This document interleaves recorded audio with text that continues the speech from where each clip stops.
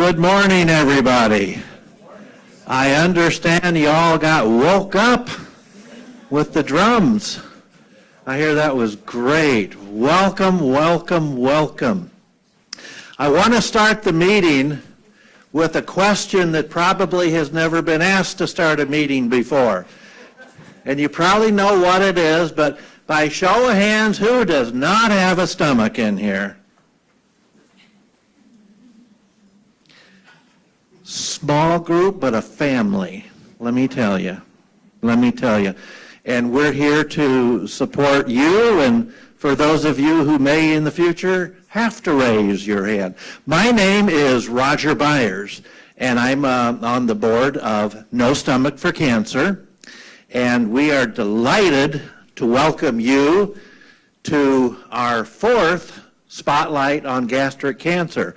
A welcome to you here and all of you who are watching as we're streaming this live. So I can't make any mistakes today. And we're going to keep this fun and informal. I'm from Madison, Wisconsin. That's the headquarters of No Stomach for Cancer. We selected Seattle so we could bask in the sunshine. Well, a few days ago it was really nice. And No Stomach for Cancer is headquartered in Madison. But I'm going to talk more about us in just a little bit. But we are here for you. We are here to talk about gastric cancer. We're here to learn about gastric cancer. We're here to raise awareness about gastric cancer, and we're here to help us fulfill our mission statement, and that is to unite the caring power of people worldwide affected by stomach cancer. And that's a lot of people. If you were to walk down the street and ask the average layperson, what do you know about cancer? What's the most common? What's the most deadly? You know, they're going to tell you about what they know and what they hear about. And what do we all hear about? Breast cancer. Breast cancer this, breast cancer that. And I'm not knocking it, absolutely not. But in mortality rates, people would be surprised to know, okay, lung cancer, and then liver cancer. And number 3 worldwide is gastric cancer. Number 4, colon cancer. And number 5 is the one you always hear about, breast cancer. You would think that was the most deadly cancer out there. And it's all because of wonderful marketing, publicity, and promotion. Gastric or stomach cancer, and I'll use the terms interchangeably, is the unknown one that people just don't talk about. It's not as glamorous, maybe that's a way of putting it. They just don't talk about it. But we've all heard about, and we all know the pink ribbons. You know, when the Seattle Seahawks take the field, there'll be at least 2 games this year probably where they, like other NFL teams, will be wearing pink ribbons, pink shoes, pink armbands. Wouldn't it be nice to see him wear periwinkle? I can see, I'm from Wisconsin, the Green Bay Packers come out wearing periwinkle jersey. No, in Wisconsin, I don't think that would go over too well. But you know what? That's what we're striving to get to, that level of awareness. So let me tell you quickly before we start who we are. No Stomach for Cancer, we started in 2009. We started really because of the mutant CDH1 gene. That's where most people kind of gravitated towards us. And we have gone to the point where this is our 4th Spotlight event, and the first year we're actually going to do 2 in a year. We'll be down at the City of Hope in Los Angeles in November. People are hearing about this, and they're inviting us to partner and to host, to help put these on. And we're absolutely thrilled about that. Now, when you see all that neat advertising stuff out there, you're probably thinking we're like the American Cancer Society and there's millions and millions of dollars and wow. Let me tell you who No Stomach for Cancer is. We're headquartered in Madison. We got one little office. We got 2 chairs in that little office. We got 1 employee. He's up there. That's John, our executive director. He's the only one who gets any money to work for No Stomach for Cancer. If you've ever ordered a wristband, I've probably been the one to send it out. My wife, who's at the front desk, is volunteering. She goes to the bank and picks up the checks and sends out acknowledgement letters. It's all volunteer stuff. So I would like to introduce all of No Stomach for Cancer to you. We got me. We got John. We've got our board members who are here. And I'm just going to keep this informal. We've got Laura from Illinois. We've got Simone from Australia. We've got Terry from Maryland. And somewhere is Gretchen from, there she is, from Massachusetts. We have 2 other board members. One is in Brazil. Just brought him on. Our other board member who lives in Minneapolis couldn't come because her daughter just had her stomach removed about 3 days ago. So she's home taking care of that. That, folks, is No Stomach for Cancer. That's who we are. We are amazed and proud at what we have been able to accomplish for awareness on this dedicated group of people. I'm the only member of the board who still has a stomach. And God, do I have a stomach?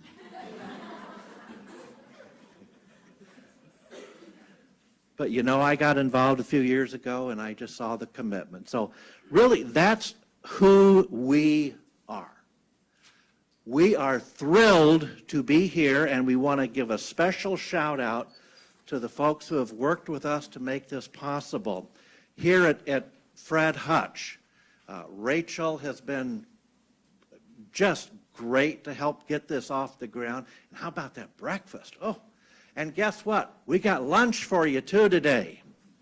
Pretty darn good. Yeah, you can applaud if you want. No, you don't. But we want to thank our sponsors, Lilly Oncology, and we have a couple of representatives here from Lilly, Centrac, Genentech, and Merck. And Merck has a display out here. So none of this would be possible. So you didn't come to listen to me. You came to help us unite the caring power of people worldwide affected by stomach cancer. So let's get started and do that. We've got breaks scheduled. We're going to have fun. We're going to keep this informal.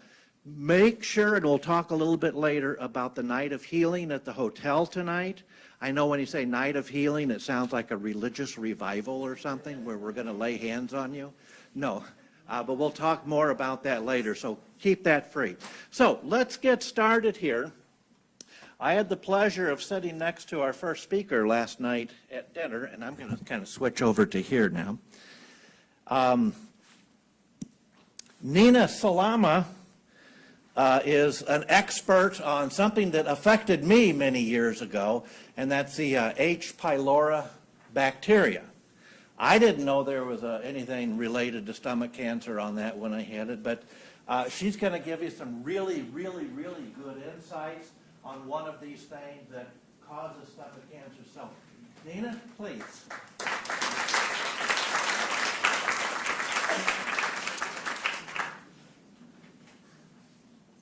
Okay. All right, can everyone hear me? Excellent. Well, I want to thank Roger for that kind introduction, and I also want to welcome everybody to Seattle and to the Fred Hutch. And on behalf of the Fred Hutch, the Human Biology Division, my colleagues at the University of Washington, thank you for this opportunity to share some of our research interests as they relate to stomach cancer. So as Roger said, I focus on a bacterium, Helicobacter pylori. And how many people in this room knew that bacteria can cause cancer? Oh, well, of course, my lab, but I'm pretty impressed because a lot of people find that to be a very surprising thing, that cancer is related to infectious agents at all. And so this graphic shows some of the contributions that are thought to lead to cancer. And, you know, people obviously know about tobacco and lung cancer, and tobacco actually leads to a number of different cancers. But you can see that, that infections cause about 8% of cancers in developed countries and are estimated to cause about a quarter of cancers in developing countries. And if you look at what infections cause cancer, a number of them are viruses, and probably the most famous one is human papillomavirus, which is associated with cervical cancer. But you see that a quite big piece of the pie is actually Helicobacter pylori, which is associated to stomach cancer. And this graphic kind of, you know, breaks it out into the types of organisms. So you see that viruses cause a significant number of cancers. Then you've got bacteria, which is mostly H. pylori, and then also parasites can cause cancer as well. But today we're going to be focusing on Helicobacter pylori. So Helicobacter pylori is I think, a fascinating organism. It colonizes the human stomach, and that's really the only known place that this bacteria lives. So this bacteria doesn't have an environmental reservoir. You're not thought to acquire it from, you know, the air or dirt or anything else.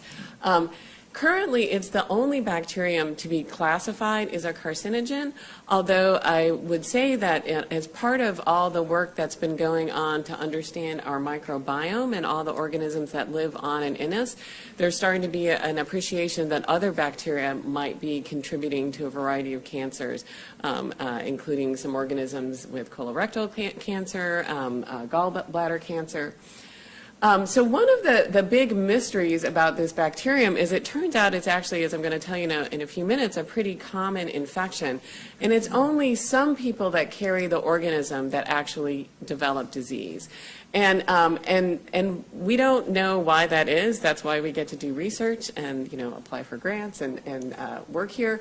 But it's thought to be an interplay of different types of bacteria, host genetics, and environmental exposures that lead to these different outcomes. And Helicobacter pylori actually was first identified in relationship to its association with ulcers, which was Roger's affliction. So this Venn diagram kind of shows you the picture of H. pylori infection in developed countries like the U.S., and people that have this infection have a 1% risk per year of getting ulcers. And in fact, the most common type of ulcer associated with H. pylori infection is duodenal ulcers, which is in the first part of the small intestine, just downstream of the stomach in the GI tract. H. pylori infection is also associated with most gastric ulcers, or ulcers in the stomach, and with a large portion of gastric cancer. And there's also a rare immune cancer, a gastric lymphoma, that's also associated with H. pylori infection. So people always ask me, how do you get H. pylori? And the short answer is we actually don't know, but it seems to require person-to-person transmission through close contact. As I mentioned, there's no environmental reservoir. And this infection is generally acquired in childhood and then persists for the lifetime. One of the interesting things about this organism is that it seems to be transmitted with vertically within families. So a lot of bugs that cause problems in the GI tract that give you diarrhea are thought to be horizontally acquired. You get them from eating bad food. But this actually seems to run within families. And risk factors for infection are lower socioeconomic status, household crowding, and large number of siblings. So as I said, this infection actually turns out to be quite common, and it's estimated that half the world carries this, this infection in their stomach. But the prevalence varies by region, and there's an inverse correlation between H. pylori prevalence and socioeconomic status, and the prevalence of H. pylori infection has been decreasing in developed countries. So in the United States, there was a marked decrease in H. pylori infection that happened in the 20th century. For regions that we actually don't completely understand, it actually preceded the advent of antibiotics. So, oh, it seems like my text got a little screwed up here. But so as was pointed out, gastric cancer is a big global problem. It's the 5th most common cancer and the 3rd leading cause of cancer death. But you can see that here again, it has a spotty distribution. So certain parts of the world have much higher incidence of stomach cancer, particularly in East Asia. There's a lot of gastric cancer in Central and South America. Now, from my H. pylori-centric view, one of the things that I find really interesting is if you look at the prevalence of H. pylori infection and the incidence of gastric cancer, it doesn't exactly match, in spite of the fact that we think that more than 80% of gastric cancers are associated with H. pylori infection. So what's going on here? So part of it we think actually relates to differences in the bacterium.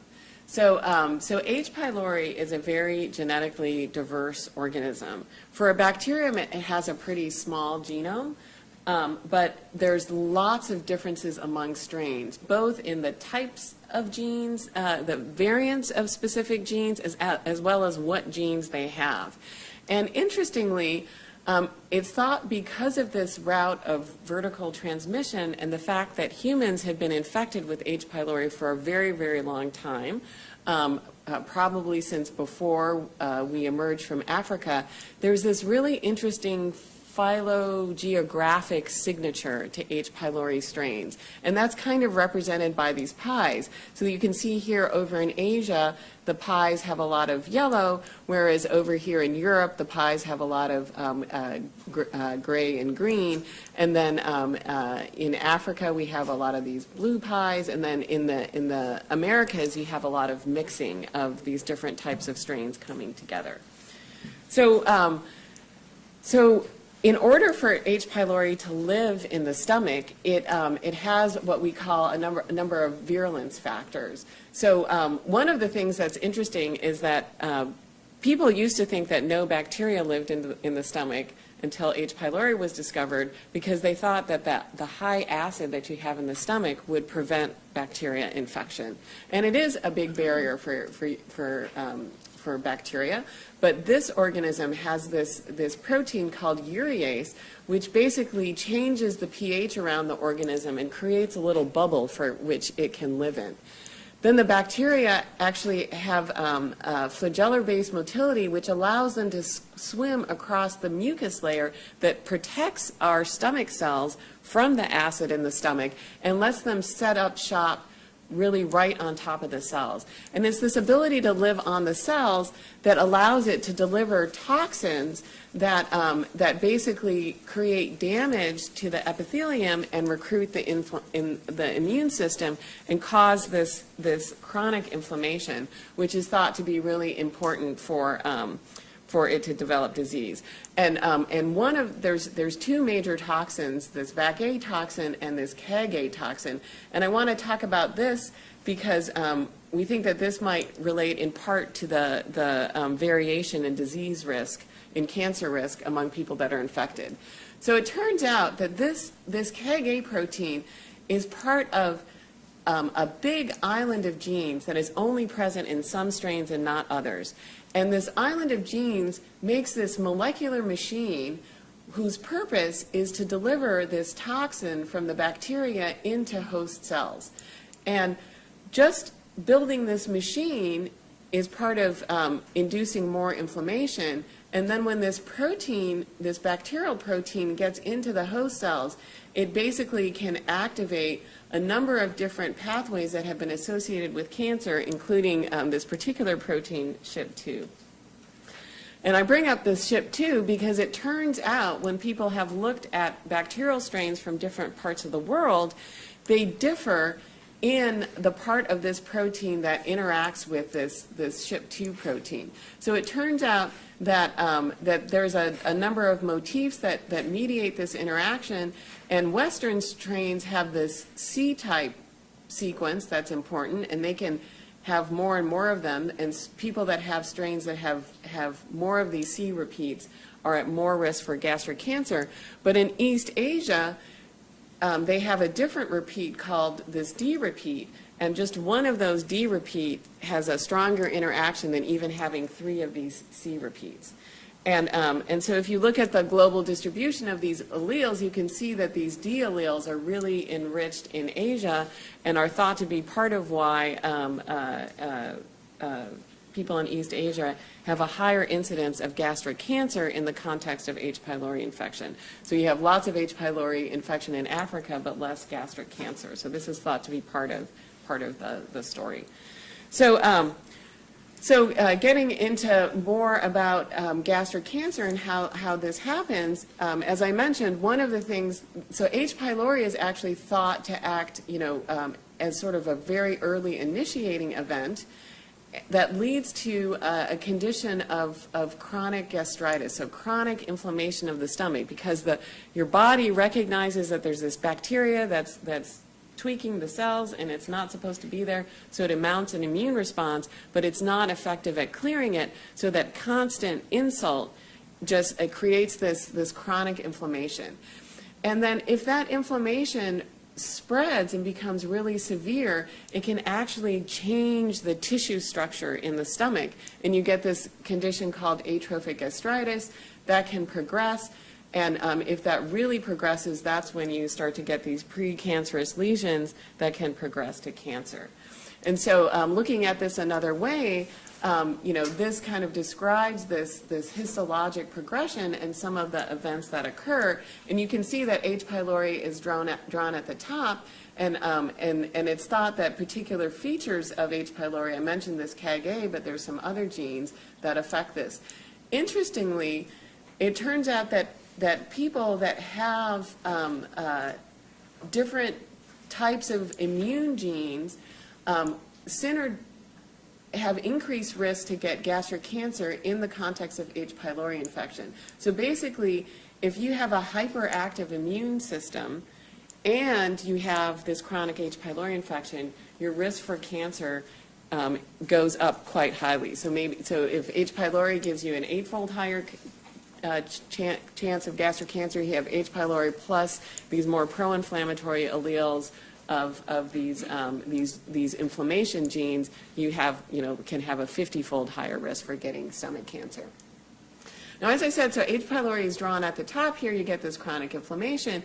Interestingly, as you get these tissue changes, you get alterations in the pH of the stomach, and one of the things that can happen is that you actually have bacterial outgrowth with this low acidity, and people have suspected that actually is not so good for H. pylori infection. And in fact, there's been this idea that by the time you get stomach cancer, H. pylori is irrelevant. One of the things that we're interested in is actually revisiting this. So one of the really exciting things that's happened in gastric cancer research is the fact that the NIH, as part of the Cancer Genome Atlas of trying to understand better gastric cancer, has profiled stomach cancers and found a number of different histologic types. So, so the most common is this intestinal histology, which is associated with particular mutations. Interestingly, there's a virus, Epstein-Barr virus, which is associated with some cancers, and that has a particular immune signature that's interesting. We have diffuse cancer, which is associated with the CDH1 mutations, and then this other type of cancer.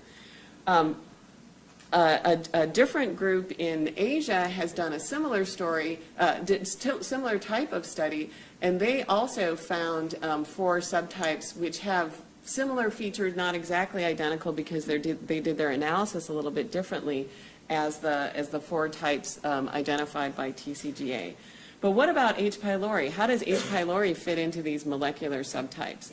Well, in the TCGA, they did not measure H. pylori, but in the Asian Cancer Research Group, they did in a subset of their cases, and they did not try to correlate the infection with any particular signature, but we've been really interested in revisiting this idea of is H. pylori still around when you have stomach cancer? And I'm just showing just one piece of data from the lab in a pilot study that we did in Hunan, China, where we asked, can we detect H. pylori in stomach cancer cases versus people that are infected and don't have stomach cancer. And this was actually looking at shedding in the stool, and you can see, if anything, we actually see higher amounts of H. pylori in the people that get stomach cancer. So, so in my lab, we've been thinking about an expanded role for H. pylori in stomach cancer, that H. pylori may act at multiple steps in cancer progression, not just at the initiation event. And there's some reasons to think this, because there have been studies that when they detect early cancer and resect early cancer, if you also treat for H. pylori at the same time, you can actually prevent a second cancer.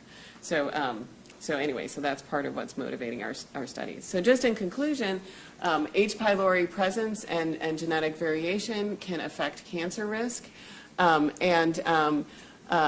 There's an association of H. pylori presence and virulence gene with, we're interested in looking at the association of virulence genes with cancer molecular subtypes.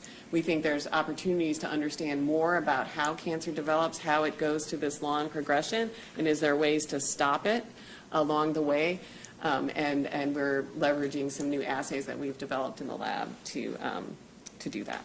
So with that, I'd like to stop, acknowledge people in my group that, that do the research, and even though H. pylori is deadly, we think it's beautiful, and, and I'd be happy to take any questions.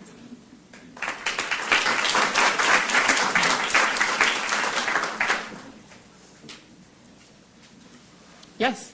There's a lot of research today about diet and the human microbiome in the gut. Yes. Does diet in any way impact the amount or prevalence of H. pylori? Is it impacted by the human diet in any way? So it's interesting. So I made my talk pretty H. pylori focused, but in that diagram of the risk factors, there was some dietary things. So high salt diet is thought to be perhaps contribute to gastric cancer, whereas eating more fruits and vegetables is thought to be protective. Interestingly, so sort of part of why you eat fruits and vegetables is for vitamin C, and there's been some studies suggesting that decreasing the amount of inflammation has effects on the bacteria.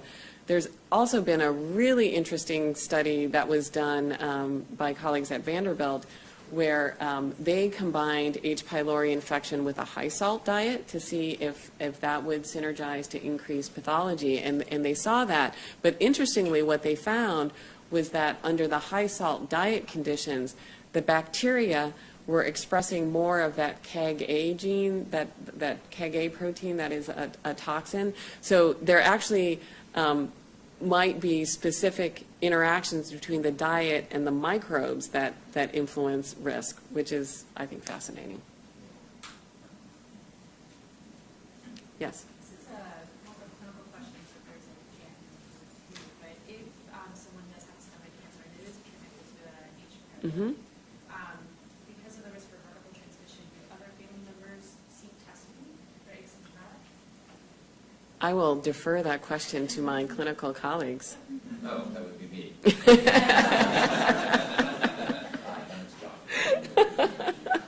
it's interesting. We don't actually screen family members at present. We don't actually have a population-based program to screen or to test people for H. pylori. It's mainly case finding. So we wait for patients to have symptoms like ulcer symptoms, pain, or dyspepsia. So it really is, in the U.S. specifically, there is no program where we actually either screen family members or screen the population.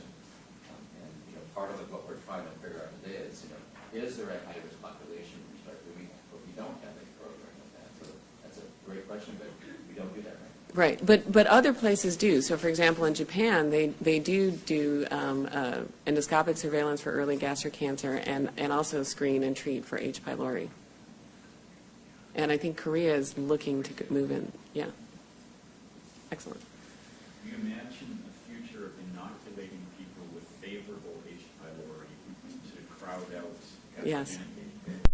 That's a really interesting line of thinking, because there are some that would argue that H. pylori has been with humans for such a long time that it actually has some beneficial properties as well. And so I have a colleague, Martin Blazer, in New York that supports that view, and he's done some epidemiologic studies showing that kids that have H. pylori infection have less asthma and allergies, and there's also some actually pretty good data out there that H. pylori carriage may be protective against esophageal adenocarcinoma, which is still a fairly rare cancer, but it's a cancer that has been increasing in incidence in the United States. And I think we might hear some more about that later. Okay? So thank you.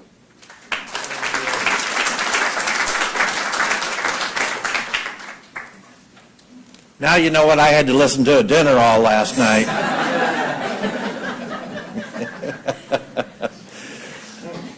The beauty of our schedule with a lot of breaks is that our folks will be around here to answer some of these questions for you as they come up. So, and that's a great thing. So, and please bear with me if I ruin a name or two on introductions. But our next speaker is involved here at Fred Hutch and with the University of Washington, and Dr. Veena Shankaran. Sorry, thank you. And she's actually going to be talking about some of the updates on treatments for gastric cancer. So please, Doctor.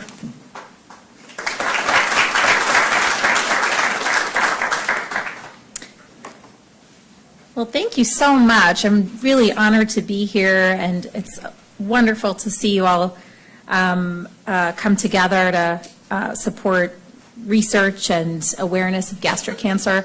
I'm very passionate about treatment of gastric cancer. I'm a medical oncologist. This is what I do in my clinical practice every day.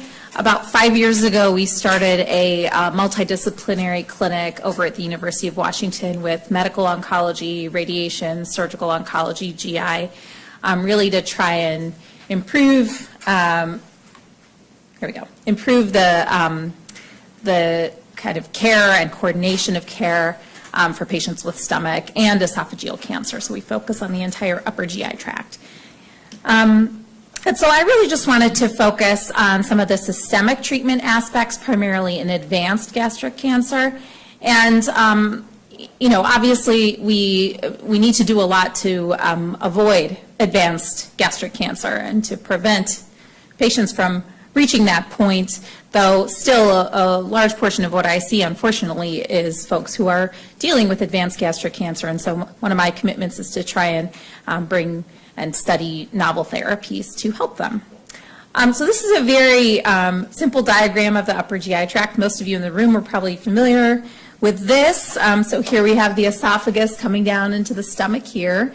And as many of you already know, that most of the cancers that arise in the esophagus primarily the upper and middle esophagus, are squamous cell cancers, which are very different from cancers that arise in the stomach, which are typically adenocarcinomas, or cancers that arise from these glandular type cells that line the stomach. And we'll focus on these adenocarcinomas primarily, but importantly, there's this area right between the esophagus as the esophagus joins into the stomach and the bottom part of the esophagus that we call the gastroesophageal junction. And this area is important because this area of the esophagus can also form adenocarcinomas, which in many ways are treated very similarly to cancers of the stomach. And this is sort of what we see and how these cancers in the bottom part of the esophagus arise. Essentially, one of the biggest risk factors for these kinds of cancers is chronic reflux of acid into the bottom part of the esophagus. And over time, that creates injury and inflammation to that lining. And so the lining of the esophagus goes from this sort of normal squamous epithelium into cells that resemble more closely the cells that line the small intestine. And this phenomenon where the lining of the esophagus actually changes is called Barrett's esophagus. Many of you might have heard that term. And that's a setup for, in some people, going on to form cancer. And the reason I'm including this gastroesophageal junction or esophageal adenocarcinoma in the talk, or I wanted to call this out, is that this is actually one of the most rapidly growing solid tumors, solid cancers. And you can see this is the incidence over time in men and in women, and this is in multiple Western countries, Australia, US, and Sweden. And in both genders, the incidence is rising. It's more common in men. And some of the risk factors include GERD or reflux, which is not a risk factor for stomach cancer, obesity, tobacco, and actually, as Dr. Salama mentioned, perhaps a decreased association with H. pylori. So different risk factors than gastric cancer, but treated in much the same way in many instances. So I already mentioned that the risk factors differ between the gastroesophageal junction and stomach cancers. The location of these cancers actually determines the surgical approach a lot of times and the role of radiation. So many of you have had gastrectomies, partial or total gastrectomies, which we typically use in stomach cancers. For cancers that are in the bottom part of the esophagus, oftentimes the surgical approach is more of a esophagectomy, or removing most of the esophagus and a little portion of the top of the stomach. And the symptoms can often differ based on the location. So symptoms at that gastroesophageal junction might include mostly trouble swallowing, trouble getting food past a blockage there. Cancers in the stomach might have a little bit more pain or feeling full early, and maybe not as much of the swallowing issue.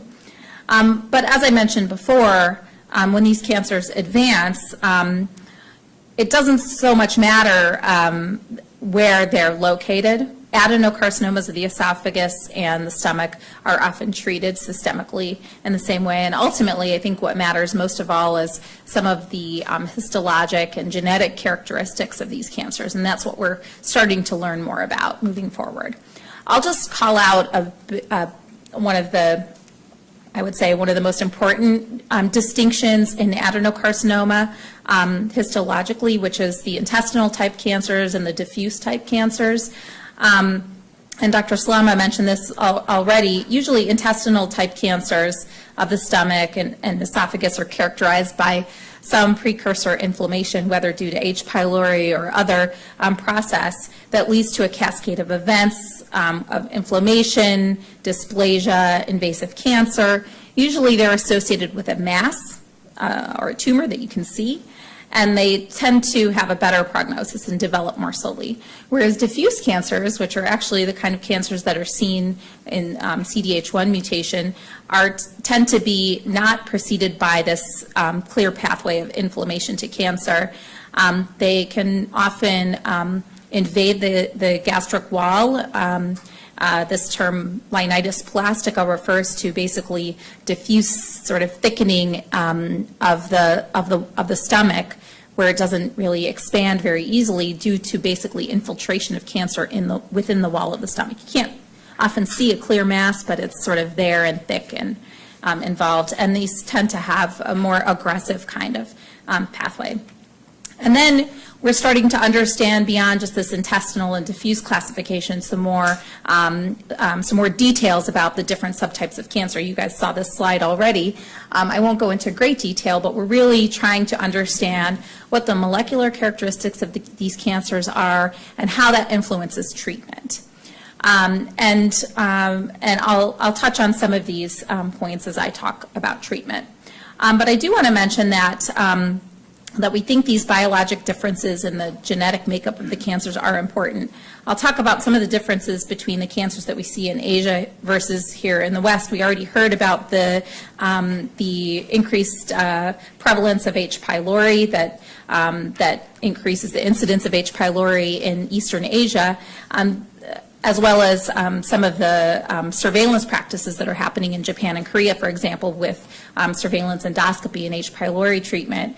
But we do tend to see younger age of diagnosis in Asia, more localized disease, more aggressive surgical therapy, and more aggressive systemic therapy. And I think all of these things contribute to better survival. But even if you look at Asians in the U.S. who've been settled in the U.S., there are some differences in outcomes. So these are data from Seer Medicare, which is a U.S.-based claims database, and the National Cancer Database, also in the U.S. And Asians here in the U.S. often do have better survival. And so some thought is that this may be due to some of these genetic differences in the cancer cells themselves.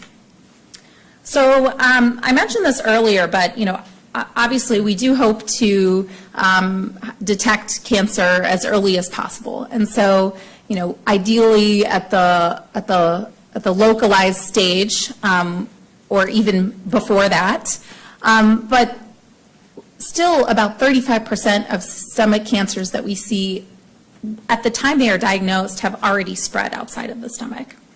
And this is unfortunate because as we get further on in stage, survival goes down. And so I'll focus a little bit on what is emerging to improve survival in patients who present with stage 4 disease.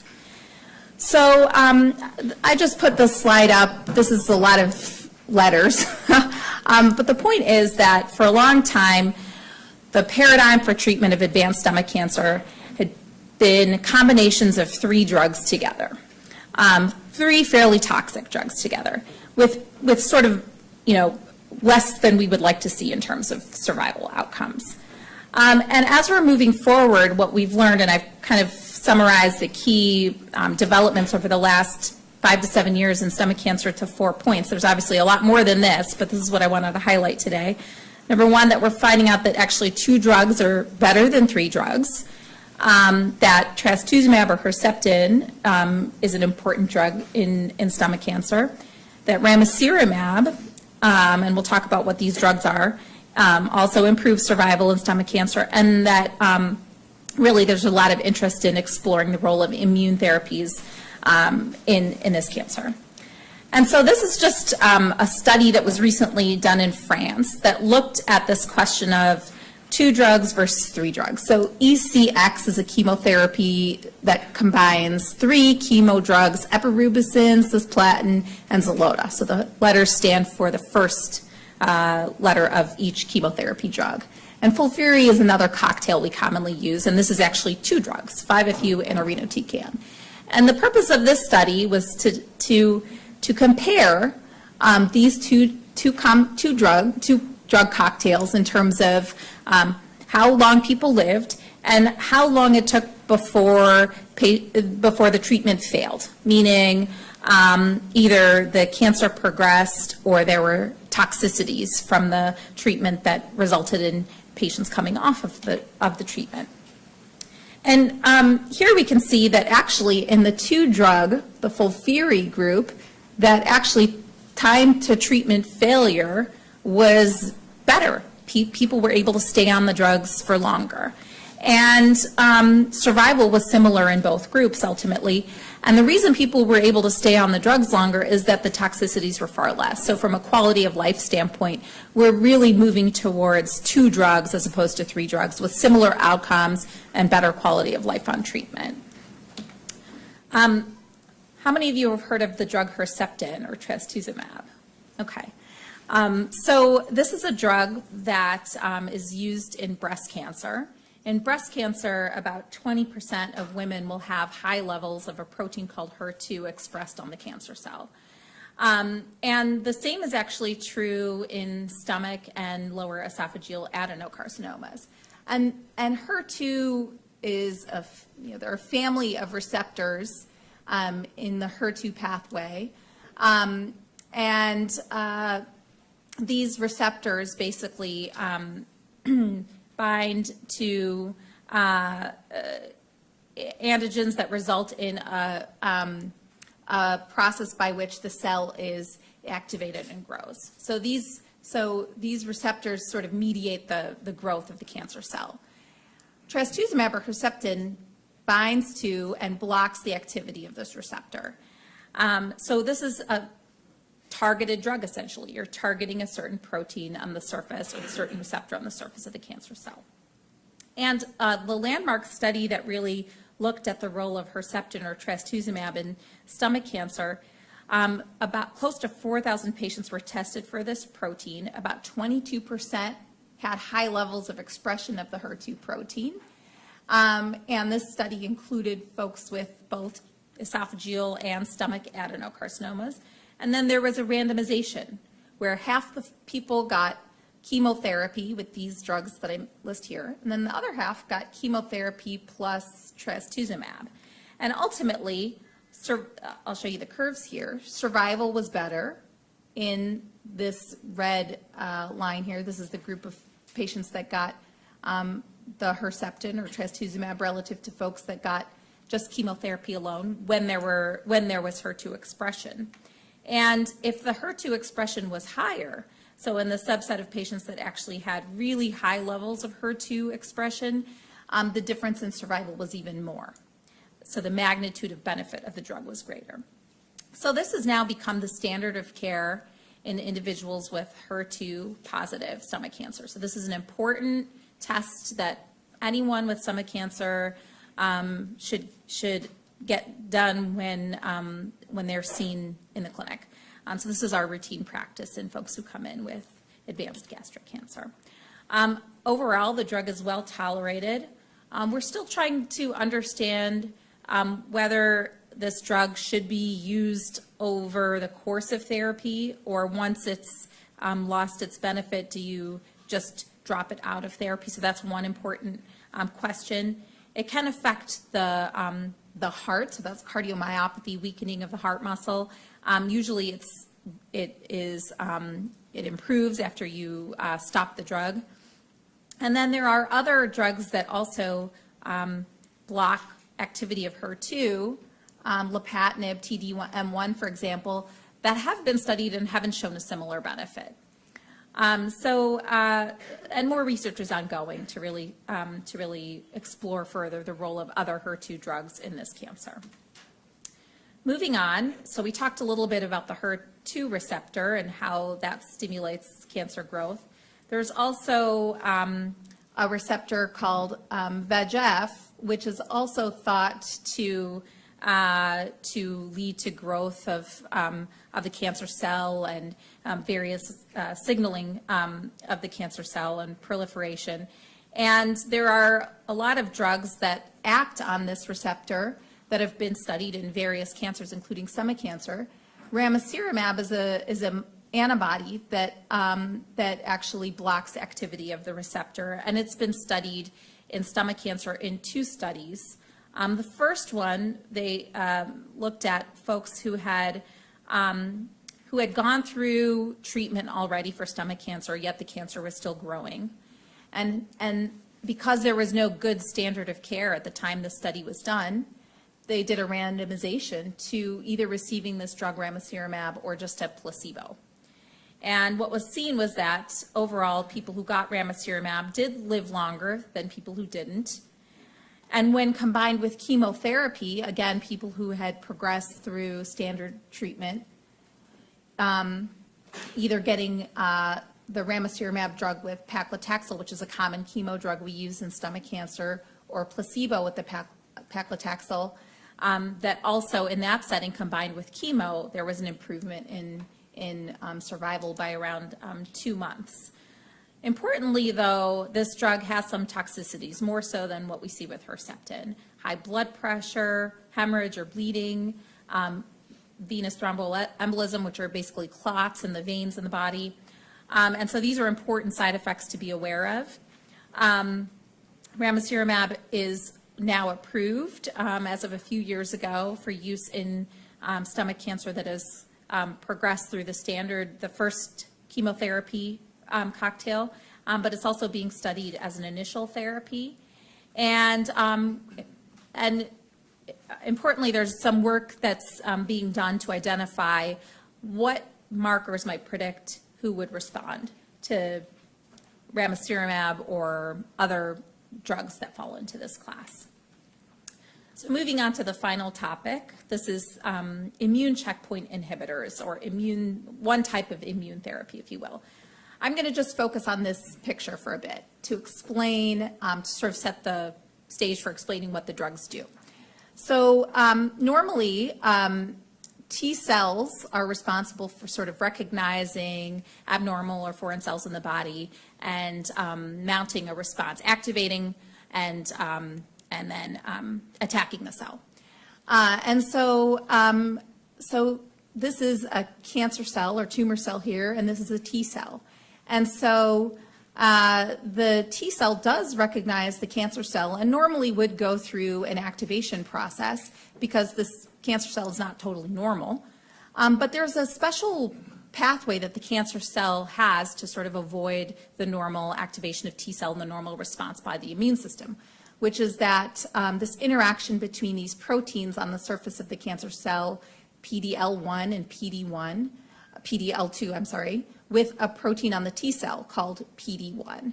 And this interaction actually tells the T cell to deactivate. So it cancels this activation process by the T cell, and it's one way that the tumor cells avoid the immune system. So many drugs have been developed and are in development that are actually looking at how we can restore the immune system's recognition of the cancer cell, activation of the cancer cell. So essentially harnessing the body's immune cells to now attack the cancer cell and get around this shield that the cancer cell has. And this class of drugs, these PD-1 inhibitors, essentially bind to this protein here, PD-1, and prevent the interaction with the PDL1 on the cancer cell. And so one of the first studies that had looked at one of these immune checkpoint inhibitors, pembrolizumab, it included about 40 patients worldwide who had gotten multiple prior treatments. So really, any standard treatment has minimal or no effectiveness in this setting. And what they found was that about 53% of the patients had some decrease in the cancer. This is the lines that are going down show the decrease in the size of the tumor lesions as measured on a scan. So this is a pretty dramatic response and really suggested early on that that this is a drug worth pursuing. And so there were a number of clinical trials that are ongoing that have come out of this. And then a recent study with pembrolizumab's cousin, if you will, called nivolumab that was recently presented that also took folks with who'd advanced through the standard drugs. Half of them got nivolumab and half of them got placebo. The results were a little bit less exciting than what the pembrolizumab study suggested, but this is a larger group of patients, and patients who had either high levels of the protein that interacts with PD-1, called PDL1 on the cancer cell, or low levels. So they didn't actually limit the study in any way to people who had high levels of the protein. And essentially, they did see an improvement in survival and a response, but it was much less than what had been seen in the other study. Still, it's promising, and I think that as we dig into the details of the study to figure out who really benefits the most, that'll be important. These drugs do have side effects, including affecting potentially the thyroid gland, the adrenal gland, some tiredness, skin rash, and then inflammation that can happen sometime in the lungs. So these are all side effects that are due to stimulating the immune system. But overall, much better side effect profile than what we see with chemotherapy, which is another really appealing aspect of this class of drugs. And there are several clinical trials that we have open at SCCA for advanced stomach cancer, including a study that's randomizing patients between chemo and pembrolizumab, one of these PD-L1 inhibitors, or the pembrolizumab alone. The fraction gastric study, which is basically combinations of two types of immune drugs. And then the Javelin trial, which is a study for people who've never been treated before, where they get chemotherapy, and then after some time, if the cancer is under good control, they either continue chemo or are randomized to an immune drug. And so I think these are some really interesting studies, and we have patients who are enrolling onto these studies, and we hope will benefit. If any of you have any questions or have folks you want to refer to us, please feel free to get in touch with me or ask any questions. And I thank you for your attention.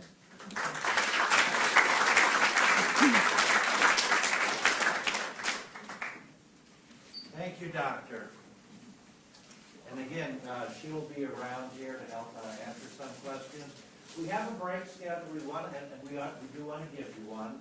Can we make it more, instead of the 15 minutes, more like 8 to 10 or so? We want to start getting back on track because we are going to be bringing lunch in for you all. We don't want to miss that. So let's take maybe an 8 to 10 minute break and come on back.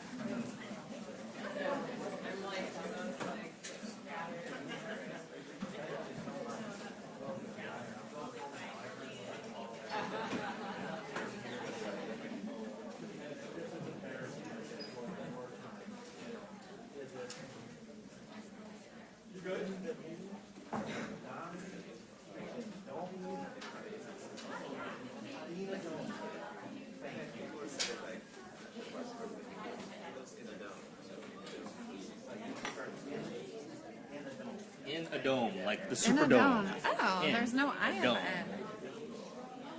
I've been pronouncing it wrong all these years. That's Dr. In a dome. Oh, that is. Yeah, I know we look alike. Oh, yeah. Well, you were answering. I thought, well, maybe I got the wrong No, guy. no, that's him.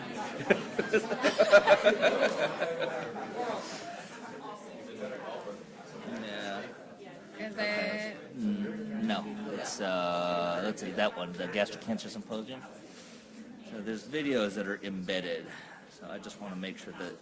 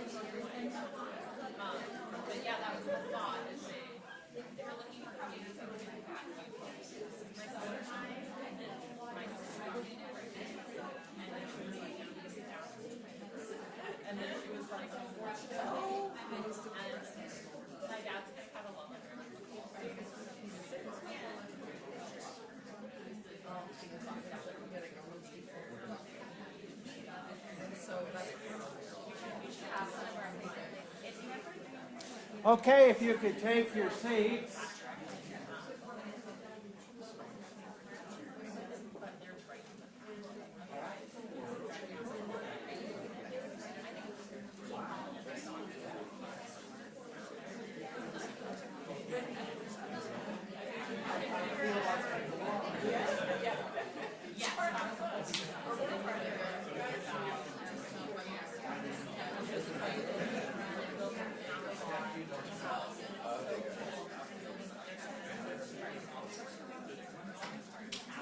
Well, we're going to get started and try to get caught back up for when lunch comes, so we're back on schedule. I just wanted to make sure that when we take our next break that you all take advantage, make sure you grab one of our genuine Rolex watches out there with the real diamonds on them. And if it stops running, I don't want to hear it, brother, because you're getting them for free. Okay, let's continue on with more good information. Our next speaker is from the University of Washington. He's a professor of medicine and head of the division of gastroenterology, and he's going to talk about the future of GI research to reduce mortality from gastric cancer. So, Dr. John Endomi. Right. Thanks so much.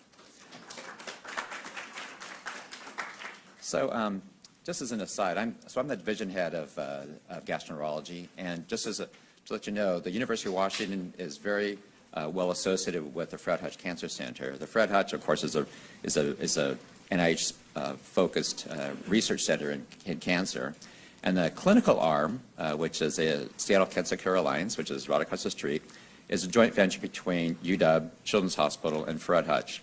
And the outpatient facilities are there for all of the cancer care. If you're a kid and you need admitted to the hospital, you get admitted to Children's. If you're an adult, you need cancer care, you get admitted to university. And so the clinical care, the research is all kind of into one. My association with gastric cancer is that as a Japanese American, I do have a family history, and personally, I had H. pylori, and I actually have intestinal metaplasia, and I'm getting surveyed for that. I don't have cancer. I don't actually do gastric cancer research myself, and it has a caveat that I have to explain, but as my role as a division head, it's my role to coordinate the care of patients with gastric cancer, as well as how do we direct the research and strategize about how we actually do reduce mortality. So that's my perspective. I'm stealing some slides from various people in the talk, so bear with me. I think it bears repeating that people don't know how prevalent this disease is. Worldwide, it's the fifth in cancer incidence. There's 1.3 million cases a year worldwide, and it's the third leading cause of cancer death. It's 819,000 deaths, and this is published work just this year. And if you would add the quality adjustments and the amount of morbidity as well as the mortality, it's about 17.4 million life years lost. And it's the #1 cause of cancer among certain areas in South America, Africa, and the Middle East. So I'm going to show you this now and at the very end too, my idea about how we're going to approach this whole problem. And it's several steps. The first is to risk stratify. The idea here is that we've got to identify those people who are at highest risk of developing gastric cancer. And there's various ways we can do that. And then after that, we have to screen people to detect what we call precursors to cancer. Early cancer, or what we call precursors, which is not cancer, but these are the things that can turn into cancer. And then after you screen people and you find these, or if you do find these early precursors, then you do surveillance, which is some kind of repeated testing, and we can talk about that, to do two things. One is to identify these precursors, and the other thing is to identify early cancers, because in the treatment, if you find a precursor before it becomes cancer and you remove it, then you can actually prevent cancer. And likewise, if you find an early cancer at a time that you can treat it, then you can cure people of cancer. So that's kind of conceptually, clinically how we want to approach this. And anything we do in research is to focus on those areas. Actually, Vina had brought this up. There's a system, actually several systems of gastric cancer. And they're all based on kind of the histopathology, which is what do the cells look like? What is a morphology? How do the cells look like on a slide? The Lawrence system is developed in 1965. It's based on diffuse and intestinal. The WHO just a couple years ago actually came out with a separate and I want to just show you again that these are traditional ways of looking at gastric cancer, or any kind of cancer, but they help inform prognosis, which means what do we expect you to do in terms of your aggressiveness of your tumor, right, and perhaps their survival. But they don't really tell you much about the response to therapy. They really don't. And so the molecular classifications of gastric cancer, and both Nina and Vina, we had talked about this actually in Nina's slides, is the Asian Cancer Research Group and the Cancer Genome Atlas Research Group looked at categorizing these cancers not as morphology, not as cellular, but based on the molecular characteristics. And actually, there's some overlap here in terms of molecular classification of gastric cancer. And I apologize, this is really small. But as Vina pointed out, there's intestinal type and diffuse type, and they do correlate a little bit. The intestinal types do correlate to the chromosomal instability and the microsite instability. And those with diffuse type are more the genomically stable types. But overall, I think that we really should move toward the molecular classifications. And this slide has been shown twice before, but I really want to show you why it impacts both the research and treatment.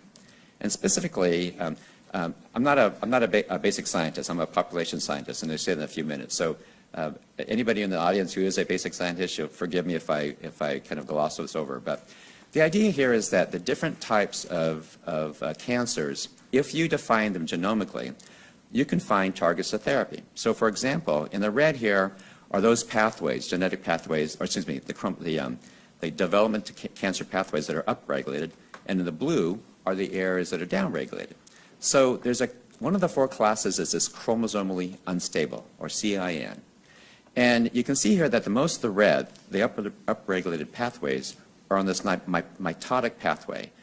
And those mitotic pathways are then the targets for therapy. And this is kind of the traditional way of looking at cancers. These are abnormalities in the specific genes. So these chromosomally unstable cancers, nearly half of all gastric cancers, and again, they're the intestinal subtype, but by definition, they have a high degree of what we call somatic copy number variation, or just the number of gene mistakes are actually very high. But for that reason, the therapy really should be focused on addressing those mitotic pathways, these abnormal chromosomes, these abnormal pathways. And P53 and KRAS are these typical targets. Not that you wouldn't have to know about this, but these are the traditional kinds of things that cancer chemotherapies attack. Now compare that to those EBV related, that's Epstein-Barr virus. Now besides H. pylori, there's a bunch of viruses, as Nina had pointed out, that can be associated with gastric cancer, and Epstein-Barr virus is one of those. And so in addition to the mitotic pathways that are upregulated, you see here also that there's a variety of pathways upregulated in immune cell signaling among those patients who have an EBV gastric cancer. And they are the minorities, 9% of gastric cancers. It is a male predominance, about 75% of these EBV positive cancers are males. They tend to be in what we call a different area of the stomach, the top part of the stomach and the body, as opposed to the end of the stomach. But the interesting thing about, because of the fact that there's this these immune targets, immunotherapy and such things as PI kinase inhibition could be a unique way of addressing these tumors, both the pathways to inhibit their growth, as well as for therapy. And these certain pathways include something called the CpG island methylator phenotype. It's a long word, CIMP for short. And I'll give you a little bit of a preview of what Bill Grady is going to be talking about in his talk. And it's about CpG island methylator phenotypes. The other part is the microsatellite unstable, a third type of these four different these molecular subtypes of gastric cancer. And it's a little bit similar to those EBV in that you have a focus on these mitotic pathways that are upregulated, as well as these immune cell signaling. But they're a little bit different. These microsatellite unstable types of cancers that tend to be in older patients. The average or median age is 72 years. As opposed to the EBV, this is actually a slight female preponderance. It's 56% women. And the interesting thing about, because of these pathways, this is what we are looking at in terms of this, what we call checkpoint inhibition, specifically PD-1 blockade and a variety of other types of pathways that can be targets for different types of, in this case, immune therapy. And then the fourth type is these genomically stable. And genomically stable means that, again, it's not the traditional types of either the microcytal instability or the chromosomally unstable. And the focus of these, as you can see, is that these particular pathways are upregulated. And they're not necessarily mitotic pathways, not necessarily immune cell signaling pathways. They tend to be with cell migration, cell-cell interactions, and cell migration and angiogenesis. A completely different area, both of the cause of these cancers as well as potential therapy for these cancers. And they tend to be in younger age. And by definition, meaning genomically stable, this means that there's a low copy number variation of these gene defects. It is associated with this Lauren diffuse subtype, but because of the fact that it's a different focus and these cell interactions, such things as something VEGF inhibition, which is vascular endothelial growth factor inhibition, or angiogenesis upregulation, or cell adhesion pathway upregulation, these are the kinds of targets for both prevention of cancer as well as targets for therapy that we can address. And so by looking at these kinds of categorization, not on the histology, not what it looks like in terms of under the microscope, but the molecular types, we have a better understanding of how to both prevent and to treat these cancers. And this is a very busy slide, but I thought it was interesting to see that depending on the type of molecular subtype, we see these EGFR inhibitors, the HER2 inhibitors, the VEGF inhibitors that work on various pathways of either cell surface receptors or the intracellular signaling that goes on. I'm not going to go into details of these things, but just to let you understand, there's a lot of research going on understanding these various pathways. So gastric cancer is not just one cancer. It's a whole types of cancer that looks the same to us, but molecularly, different ways of getting there, and again, different ways of attacking this and treating this and curing this. So I'm going to focus a little bit on the kinds of research that goes on at the Fred Hutch and the University of Washington. And the first couple of slides are going to be stealing from my prior two speakers. First, Nina talking about H. pylori. And this is, again, a very interesting model of cancer development from an infection. And again, it's not just H. pylori, but also Epstein-Barr virus. And it's this whole process of persistent infection, tissue injury, and regeneration. And the idea is that when you have a lot of cell turnover, you have to have cells that replenish. And every time you have a cell replenish or the turnover, you can make mistakes. And the more chances you have of mistakes, the more chances you have to get cancer, because a mistake genetically is cancer, all right? And so what Nina's looking at is not just the host genetic variation, but also the H. pylori, which is actually the bug, and the different types of the bugs that are associated with the gastric cancer subtypes using a whole variety of molecular etiology. And in this way, we're looking not just at what's different about the host, the human, the genetics of the human, but what's different about the bug, the H. pylori, what's causing the cancer. And not just those, but also the interactions that are very interesting. She's also looking at very interesting H. pylori detection, very highly sensitive assays using PCR techniques to measure the DNA in the stool, looking for H. pylori in order to identify both different subtypes of cancer as well as the H. pylori. Now, this afternoon, you'll hear about from Dr. Grady. Dr. Grady is studying a variety of things. He looks at epigenetics, and epigenetics are not the genetics, meaning the actual genes, but the way that genes are turned on and off. And so this is rather remarkable. We used to think that the DNA was just, once you figured out the human genome, you'd cure all the diseases. We find out that in our humility, realize that's not always the case. And it's the DNA is important, but actually as equally important is the way that we express our DNA. And epigenetics, or the way we can express our DNA, is done by what we call methylation or phosphorylation of certain areas of the DNA to turn on DNA and turn off DNA. All right, and this is an important concept. The CDH1, of course, is the gene It's associated with E-cadherin, which is a cell adhesion protein. And this is the particular defect that's occurring in familial gastric cancer. And what I really want to point out here, and this is, he'll talk about more this afternoon, is that I'm going to start look at the bottom. So the bottom one illustrates the fact that the typical way we think about cancer development is you get, two alleles, one from your mom, one from your dad, and you need 2 hits in both of those to kind of knock out a gene. And this particular gene is a tumor suppressor gene. So if you don't have it, then you have the ability, you'll create potentially not just gastric cancer, but such things as breast cancer, which is, of course, associated with gastric cancer in that syndrome. And that's a traditional way. I'd like to point out something he'll talk about this afternoon, was actually here the DNA doesn't have that hit. The DNA is intact. What's different here is that there's methylation of what we call in the promoter region of this area, and this methylation then inhibits the production of this particular protein, all right? And so the DNA is not altered in itself, but the expression of the DNA is altered by this methylation, and that's important, all right? Because if you're going to try to hit this disease by correcting DNA, if you have a DNA hit, then you may talk about like gene therapy.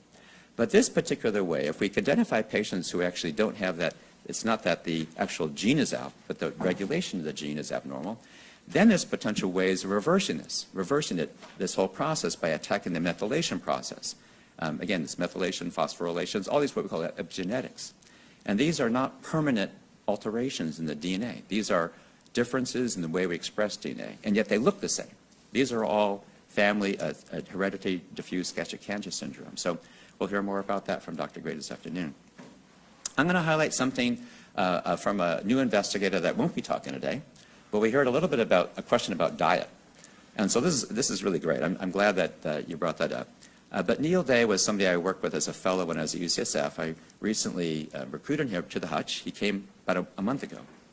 And he looks at diet, the microbiome, which is all the bugs in your intestine, and the transcriptome, which is actually how DNA works and what the products of the DNA are in terms of the proteins and various things. And this is a little cartoon. I'm going to try to explain this. And again, I'm not a basic scientist, so I'm going to give you my dummied down version, which is as good as hopefully as anybody needs to do. But you take these mice. You need a model, right? These mice don't have any germs in them. They're germ-free. And then you took, he's actually Bangladeshi, so there's always a connection, right?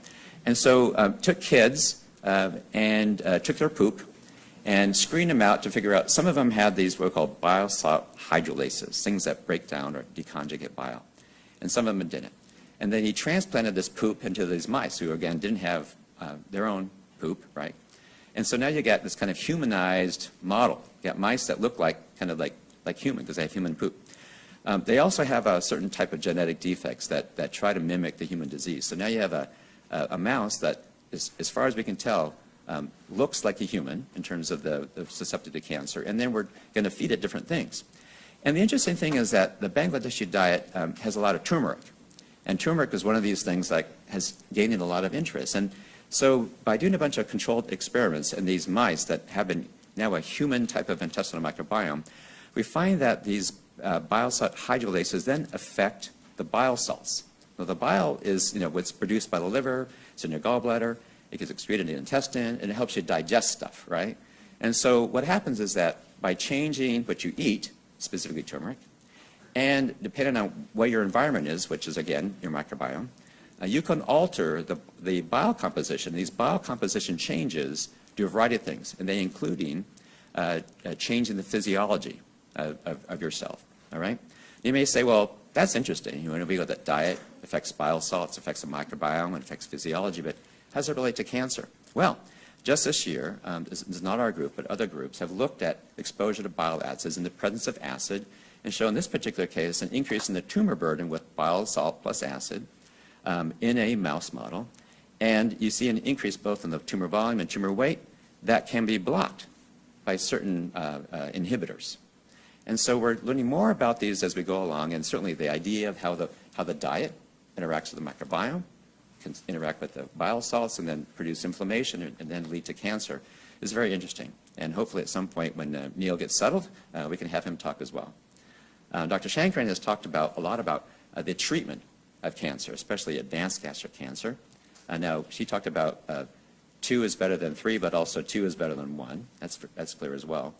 And that, as I talked about, these personalized regimens is what the future for medical oncology is, and that, you know, these anti-VEGF receptor antibodies are like Ramucirumab for the genomically stable types of cancer, immune therapies such as checkpoint inhibitors for the microsatellite unstable cancers, and for other types of receptors such as HER2, there's specific therapies. So personalized medicine is what we're really going after in terms of not just the mechanism, but also identifying those patients who are most likely to respond. So in the old days, we just kind of threw chemotherapy. If you didn't work on one, you worked on the other, you kept kind of burning on the line. Now we're going to have a more personalized approach where we understand the biology of that tumor and can identify which chemotherapies are likely most effective in that particular patient. I'd like to highlight that Vina is the PI for these very novel therapies, and certainly this is a way we're going to find out not just the theory of whether or not these particular personalized regimens work, but also in practice. Do we actually achieve better outcomes using personalized approaches with traditional as well as these new biologic therapies? From my standpoint, I do comparative effectiveness research, which is population health. And for myself, I'm quite interested in looking at understanding how normal populations and potentially subsets with H. pylori infection can develop intestinal neoplasia, as I have, how we can go through the different stages of dysplasia or precancer to develop cancer in the preclinical stage where I don't have symptoms, and try to understand where it is that we can intervene here before we get clinical cancer, which is those people with symptoms. And of course, the higher you have on this line, the higher risk of cancer death. The more we can hit people and address people and treat people early on are the ways that we can reduce cancer mortality more effectively. And so I'm part of this Cancer Intervention and Surveillance Modeling Network. We're a bunch of pointy-head mathematicians who do computer modeling. But our aims are to simulate the natural history, and in this particular case, gastric cancer. And on top of that, we can then overlay different screening strategies, such as screening for H. pylori to detect cancer or cancer precursors. We can look at surveillance, which is, let's say, endoscopy among people with identified precursors to look to see whether or not we have early gastric cancer or dysplasia, and then introduce endoscopic treatment. And Dr.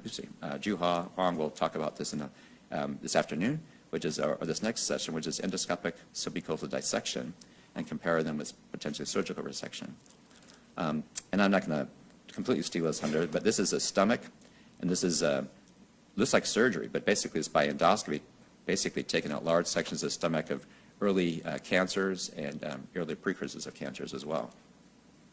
So this is my last slide. From my standpoint as a division head, the future of gastric cancer research, at least for now, really is to differentiate the mechanisms of cancer development.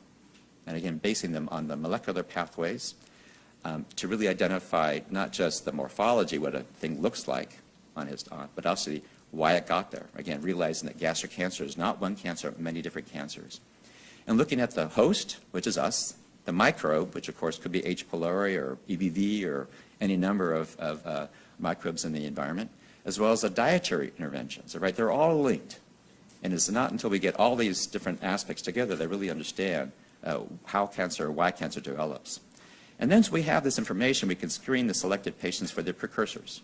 Precursors such as H. pylori or EBV, or environmental factors, dietary factors. Also interplay the effective family history, the genetics, all right, the epigenetics, as well as the racial and ethnic factors that may play into this whole process, all right? And then once we screen these patients, among those we identify these early lesions, precursors, precancerous lesions, let's say. We do surveillance. And right now we do endoscopic surveillance, but in the future it could be other types of imaging, right? It doesn't have to be endoscopy. Looking for, let's say, intestinal metaplasia. Again, this is a precursor for cancer. And then develop better methods to treat not just the precursors, but also for the early cancers, the dysplasia, early gastric cancers. And this is the way I believe that we'll be able to maximize our ability to reduce mortality from gastric cancer. So hopefully that gives you an overview, and we'll look forward to the rest of the conversation today about gastric cancer. So thanks.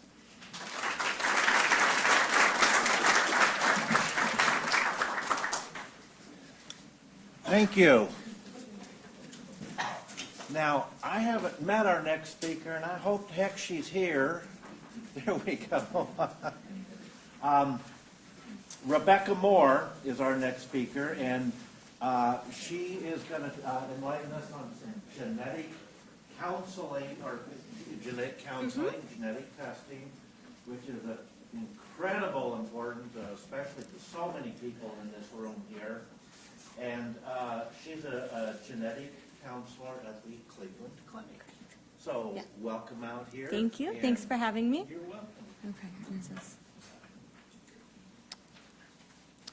Alrighty, so as it says in your program, I'm here to talk about genetic counseling and kind of what do you do after testing, kind of what do you do after you get this information. Just general info here, I have no conflicts of interest. I don't work for No Stomach for Cancer or Fred Hutch. As I said, I do work for Cleveland Clinic. I'm a cancer genetic counselor there. But gastric cancer and CDH1 mutations is something that I have a passion for helping spread awareness about. So that's why I'm here today. Just in terms of contact information, I know sometimes this is on the last slide and can get lost. This is my email, and I'm also a huge proponent of live tweeting any talks. If you're interested in that, want to follow my tweets from today or tweet at me with anything, that's on there as well. Okay, so this here is just a list of the NCCN recommendations for who should see a genetic counselor to talk about genetic testing for gastric cancer specifically. Similar to a lot of the other breast cancer or colon cancer syndromes, we're looking for people who have cancer at a young age, usually under age 45 or 50, people with multiple cancers in the family, especially if we see 3 or more cancers tracking on one side of the family or the other, as well as then, even if it's not the same type of cancer, looking for patterns of cancer. So specifically here, thinking about breast cancer and stomach cancer, either in one individual or in a family. All right, so the point today is not really to go through all of the ins and outs of genetic counseling session in and of itself, but really the goal of that is to help identify families who have a genetic or hereditary cause for their cancer. Here's just a list of a couple. I'm sure most of you are aware and familiar with the HDGC, but there can also be other genetic syndromes that can cause stomach cancer as well as others. And then just in terms of other resources about genetic counseling, there is aboutgeneticcounselors.com, which does go into more detail about what to expect at a genetic counseling session, what questions to ask your family members before you come, and then as well as findageneticcounselor.com. So, I mean, I am not from here, but I know they have genetic counselors here, in the Seattle area. If you live elsewhere, if you live in Wisconsin, this is somewhere you can go, put in your zip code, click on cancer specialty, and it will pull up any of the genetic counselors there. Okay, so I did show you a list of 3 or 4 different syndromes that we know can cause stomach cancer. But one of the important things about genetic testing is that in cancer in general, when we do this hereditary testing, it only finds an answer for what was causing the cancer about 10 to 15% of the time. So the majority of the time, the testing that we have isn't able to find a genetic cause.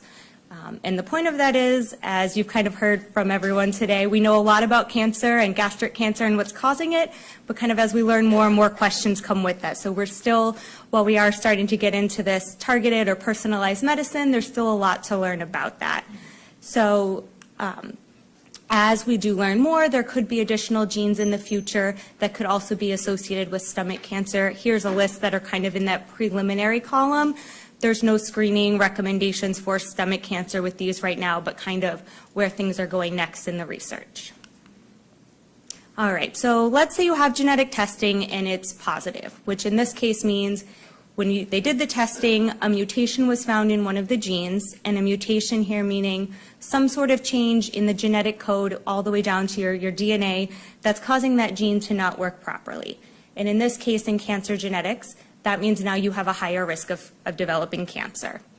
And we also say if someone has a positive test, then they have one of these genetic syndromes. So using the example, if someone has a mutation in the CDH1 gene, then we know they have hereditary diffuse gastric cancer. So kind of one name is the genetic side of it, the other name is more the symptoms and the cancer side. Okay, so once you get your positive test result, what do you do next? So we're going to parcel this out by starting first with, what if you don't have cancer? Then what do we do with this test? So the first thing is to say, all right, we found a mutation. We know you have a higher risk of cancer, but specifically which cancers and what are your risks to develop those? So those genes I showed at the beginning, we know CDH1 is associated with diffuse gastric cancer and lobular breast cancer. Lynch syndrome was another one. The two main cancers there are colon cancer and uterine cancer, but you can see stomach cancer and ovarian cancer, and again, different risks for those cancers are associated with each one.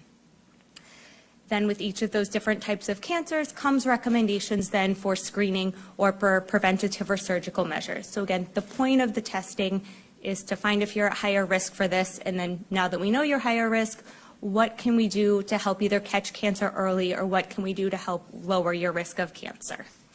There's also the option of reproductive options, something that's called pre-implantation genetic diagnosis, that allows individuals to pursue IVF or in vitro fertilization, and essentially if there is a genetic mutation in the family, only choose to pursue pregnancies with embryos that don't carry that. So it's an option that's out there, not an option for everyone, but is something that we do make sure mutation carriers are aware of.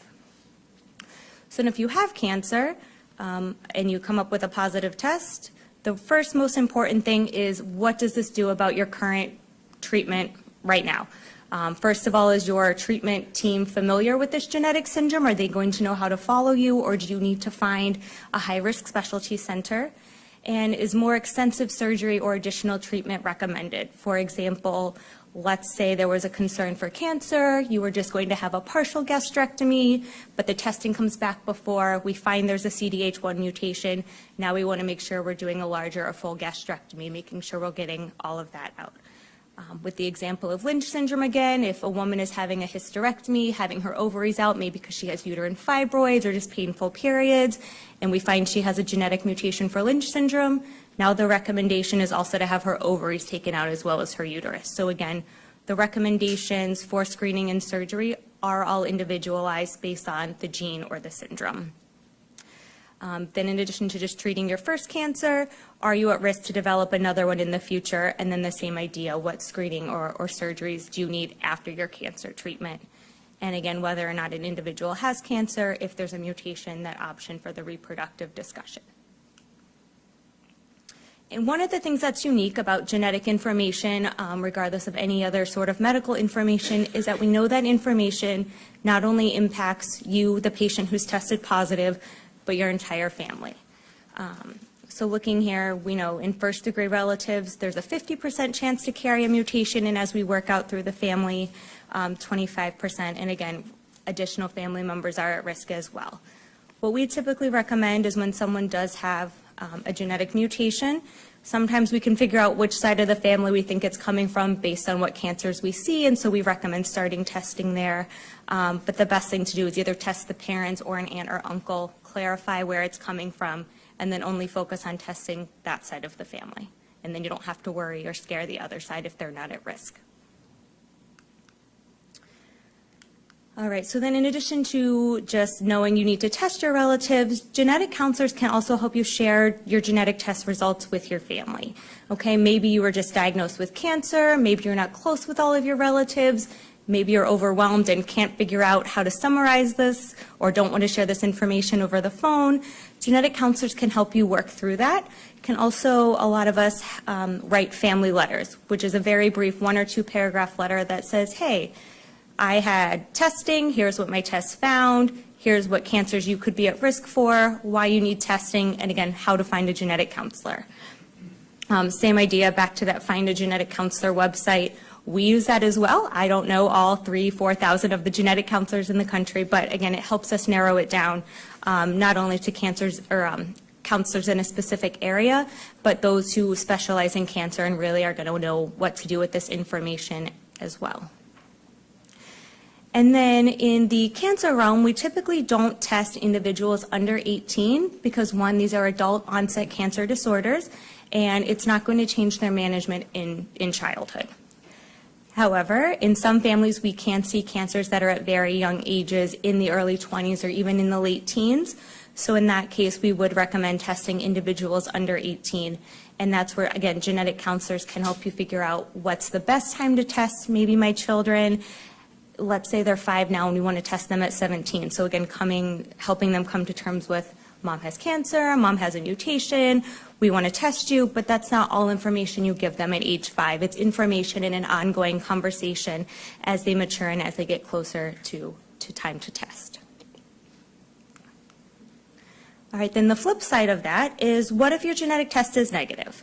Obviously, if a positive test means we find something, negative result means we didn't, right? Sadly, not the end of my presentation here, because just because your test doesn't find a mutation does not mean that there still is not a hereditary cancer syndrome in the family. This is especially important if the first person in the family to have testing actually doesn't have cancer.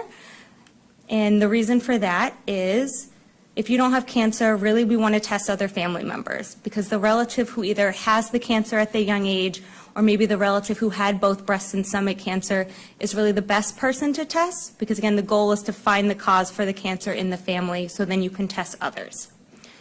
It's a little bit different if there's already been a mutation in the family. Let's say your dad was tested, he carries it, and you were negative. Then we know now that you don't carry that, because we already know what was causing the higher risk of cancer in your family and you don't have that. In that case then, if you don't carry the mutation in the family, your children would not be at risk, because you have to have the mutation to pass it down. And if affected family members, so let's say there's a couple people with stomach cancer in the family, they all end up having testing and all their test is negative, that still isn't always an answer, right? So the first reason could be, it could be a mutation in a gene that hasn't been identified yet. Again, like I said at the beginning, that small handful of genes that we do know is obviously going to continue to grow as we learn more about these other genes that are causing cancer. And then it's also positive there could be a mutation in the genes that we know of, but our current technology just can't identify that. So again, as technology changes and we're able to detect mutations in different ways than we can now, there's always the chance that someone could be a good candidate for more testing.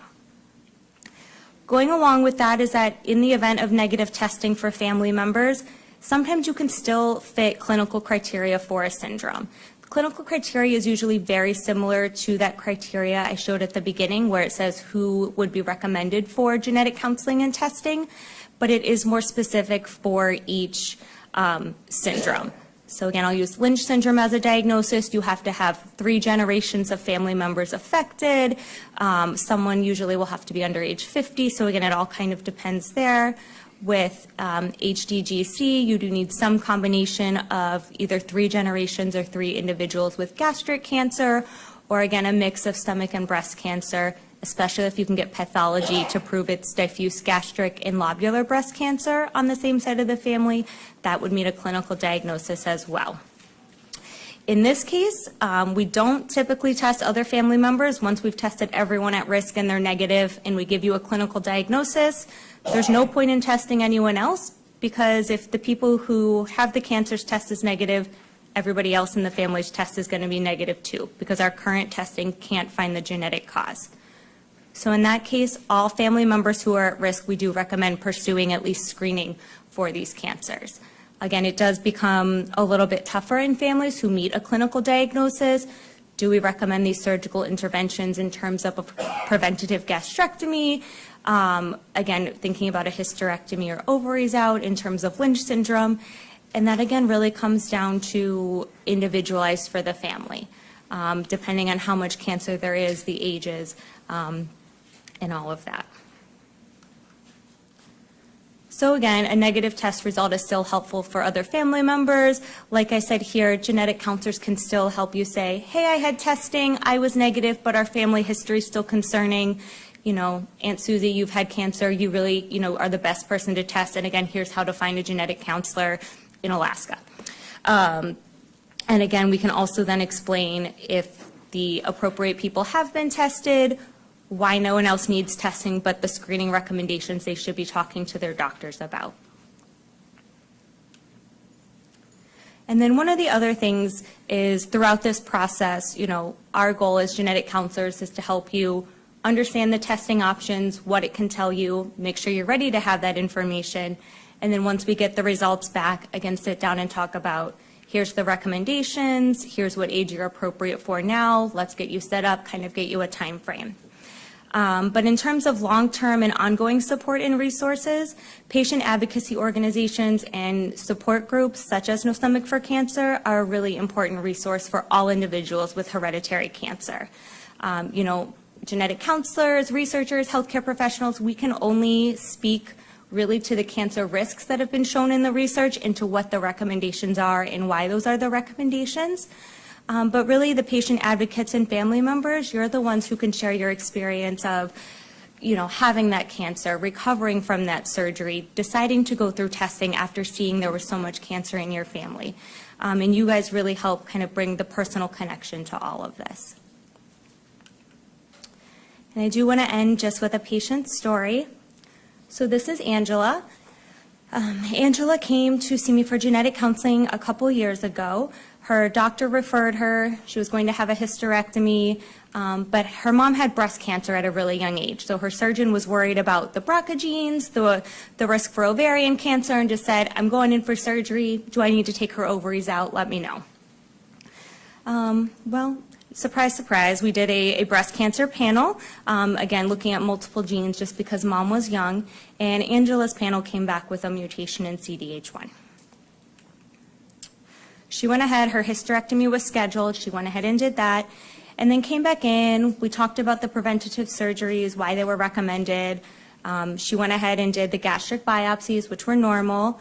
And because her mom had died at such a young age of breast cancer, and now she knew she had a higher risk of breast cancer, she was just really worried and was on the fence about which surgery to pursue first. You know, she was at an appropriate age for both of them. They were both recommendations for her currently. So at the time, she really thought she wanted to do mastectomy first, and I said, you know, let me know what you want to do. I'll send the paperwork to whichever surgeon, and we'll go from there. So she ultimately went on, decided to do gastrectomy first, and actually when they did the pathology review, she had a stage 1 gastric cancer. So not even a precancerous or in situ cancer, which is commonly found on these, but an actual stage 1 cancer. And, you know, I remember this conversation. She called me and she told me all of this and was so thankful, you know, to her surgeon for doing the surgery and me for doing the testing. But what I also thought was really impactful and stood out to me about our conversation is the fact that what caused her to change her mind and pursue the gastrectomy first instead of the mastectomy was that she actually went to the first Spotlight on Gastric Cancer event, which was held in Philadelphia. And it was there that she got to hear and speak to directly the researcher who discovered the CDH1 gene, the researcher whose papers we'd poured over together, as well as then, again, patients who had gone through this and encouraged her that even if you're asymptomatic, you know, there can still be cancer there, and being able to see these individuals and that they were still able to live a healthy, active life, although not immediately after surgery, but can come around, is really what ultimately changed her mind. And so I think it's so important that while we are all here to, you know, hear information from the experts and updates, that your stories make a difference too. So keep writing your blog posts and coming to these events and sharing your stories on Facebook, because you never know when it's going to be your turn to save someone's life.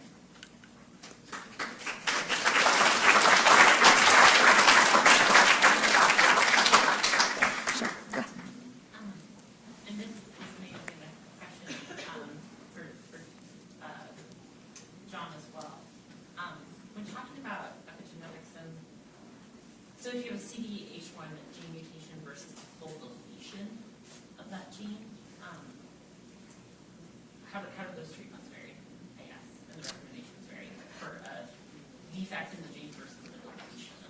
Yep. So essentially, in terms of the recommendations in cancer risk, we treat them almost the same, because whether or not the gene has a mutation and isn't working, or it's not working because it's not there, you still have then a risk for these cancers because that gene isn't there to help stop the cancer tumors from growing. In terms of epigenetics, I think it is a little different, but in terms of the cancer treatment, we treat them the same.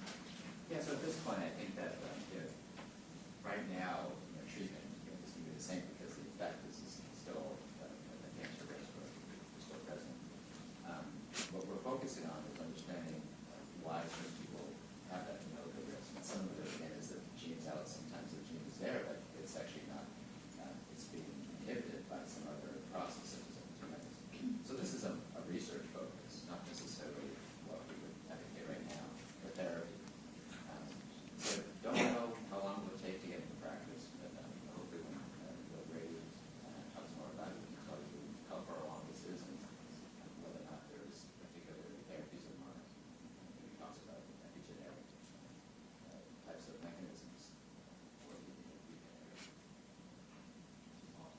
think someone else had a question. Go ahead. Two things. One, are there known mutations of the CDH1 that don't cause increased risks of cancer? Are there mutations that might cause a greater risk for one or other between breast or stomach, or is it pretty much a heightened risk for both if there's any mutation? Yep. Okay, so kind of multi-part answer to your question here, so here we go. As far as we know, the mutations that have been shown have shown to cause a risk of cancer, either because someone has a mutation and it has a family history, or again, like in Angela's case, they go through and decide to either have a mastectomy or gastrectomy, and the cancer is found then in a lot of those cases. Is it possible that someone could have a mutation and have their stomach taken out or breast removed and not have cancer? Yes, but that's the point of those surgeries, is to be preventative. But again, usually it's in the setting of a family history. Then in terms of mutations that can cause different types of cancer with CDH1, that answer is no. There have been some families where it seems to be mostly breast or mostly stomach.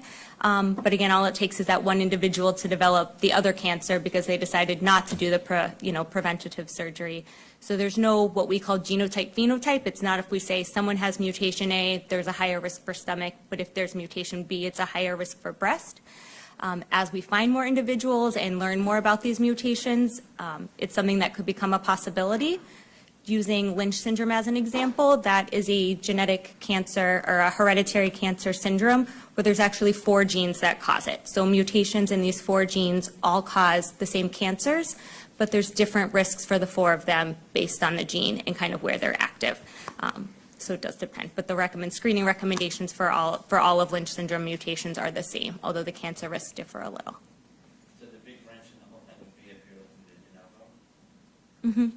I mean, and it's definitely possible, but the de novo rate isn't clear. Again, this is still a relatively new gene in terms of hereditary cancer and people becoming aware and insurance covering the testing to get more information. So the de novo rate isn't clear, but it's definitely a possibility. Yes. I'm wondering about the follow-up and the screen, the education provided to folks with this mutation. Breast cancer. So I'm actually I'm one of those people who has invasive lobular that went to the stomach. And I'm an advocate in lobular. And I would hope that folks who are getting this genetic result are being schooled in the presentation of this lobular because it's typically difficult to screening. A lot of times the basic breast cancer tumor markers aren't elevated in these folks. So again, it's caught fairly late, and I'm just wondering, are they saying, oh, you have a risk for breast cancer, go see a breast cancer person who may or may not have that information? I'm hoping that there's just more education about how lobular presents. Yep. So yeah, very good point, being as this was a gastric cancer, kind of focus on the stomach side of things. But yes, we know that lobular breast cancer is harder to detect the same way that the diffuse gastric cancer is hard to detect. It's the way it presents.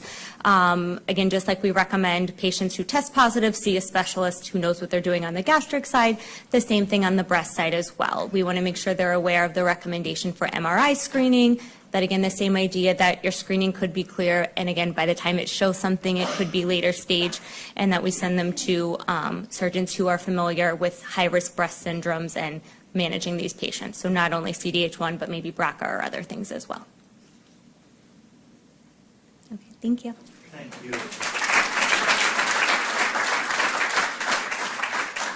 You may think, well, we just had a break not too long ago. When you stand up here, you can see the people in the middle who really want to take a break, but they don't want to leave because they don't want to bother people on the outside. So we do want to honor our commitment to break time. A lot of the reason we have a lot of breaks is because this is your chance to talk to these experts, and you may have a question and you have to really catch them there before they may have to leave. So we would like to honor our break commitment. We would like to say maybe 8 to 10 minutes or so, and we'll be back and start again.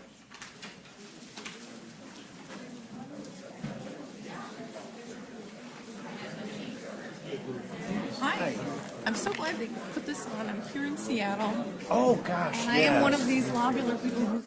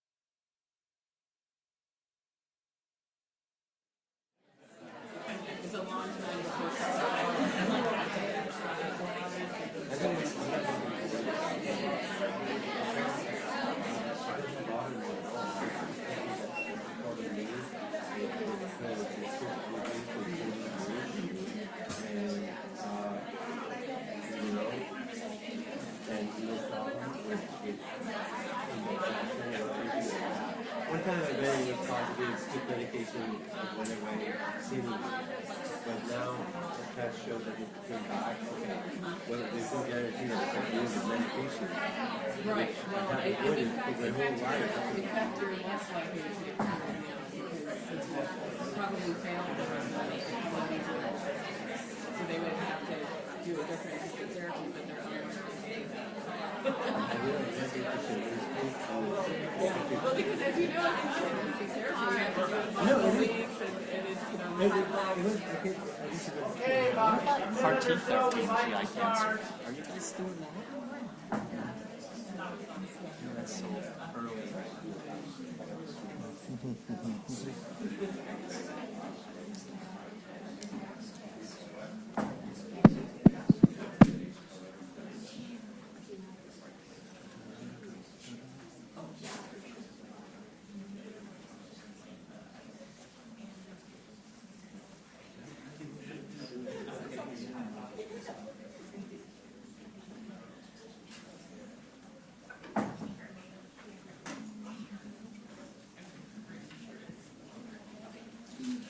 Earlier, when we were doing introductions about no stomach for cancer, and we were talking about who we are, we are not medical people. We are concerned, conscious, caring people, and we have to rely on medical people to make a lot of our decisions, such as tomorrow at our meeting, we're going to be making decisions, or pretty soon looking at granting maybe anywhere from $100,000 to $150,000, but to a research program. But we don't know who all the best ones are, and we rely on our scientific advisory council to help inform us on that. And last year, we had our spotlight event at Johns Hopkins University in Baltimore, and our contact person, Dr. Mark Duncan, was just so there for us. And subsequently, he has, we've been able to contact him. Some of our folks have contacted him. We've had some issues and questions and patient support. And we were incredibly impressed, as we are with all of our scientific advisory council members. But Dr. Duncan is our most recent one to join us. He's here today.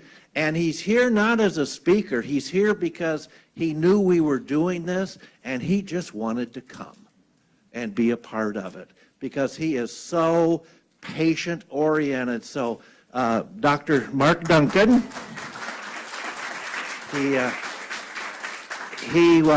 he's offering specials this afternoon, 50% off total gastrectomies.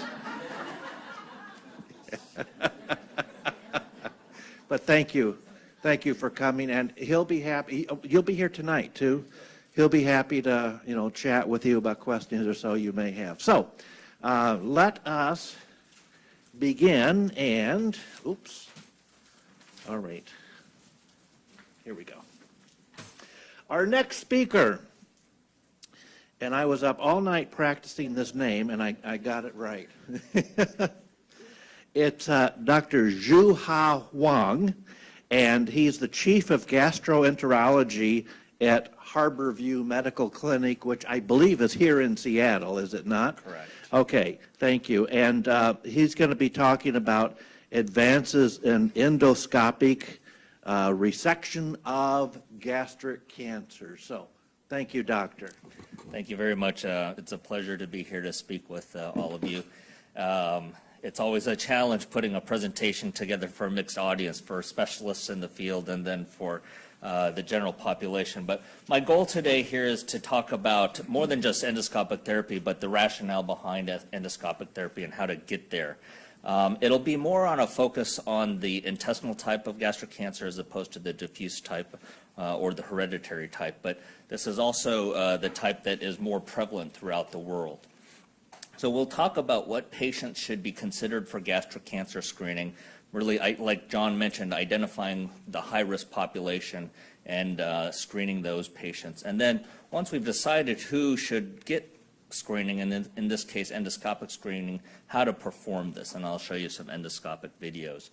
And then what interval should we consider performing the screening, and then what should we do when we identify an early gastric cancer? So again, as John mentioned, the goal is to identify cancers either in their pre-malignant state or very early on in the gastric cancer stage so that we can intervene with local therapies and improve survival. And I'll briefly talk about endoscopic resection versus surgery.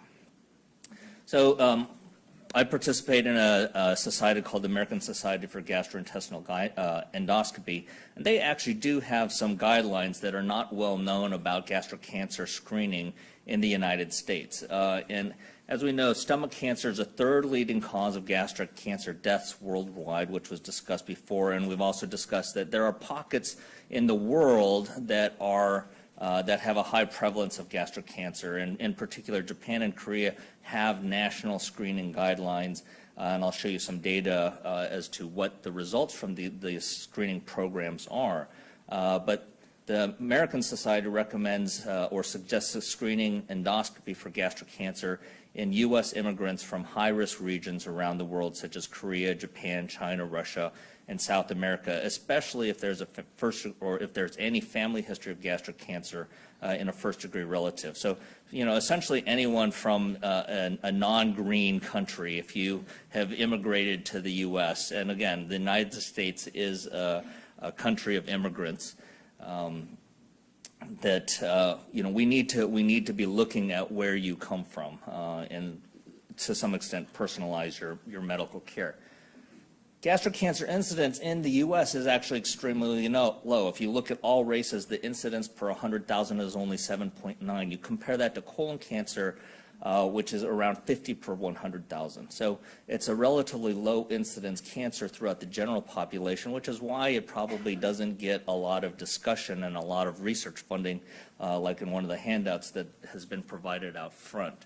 But there are pockets of patients, again, mostly immigrants, who are at extremely high risk of gastric cancer, and that includes some African Americans, some from South America, as well as Japanese Americans and Korean Americans. So this kind of hits home to me because I'm actually a Korean American, and I have the precursor lesion for gastric cancer. So I get screened.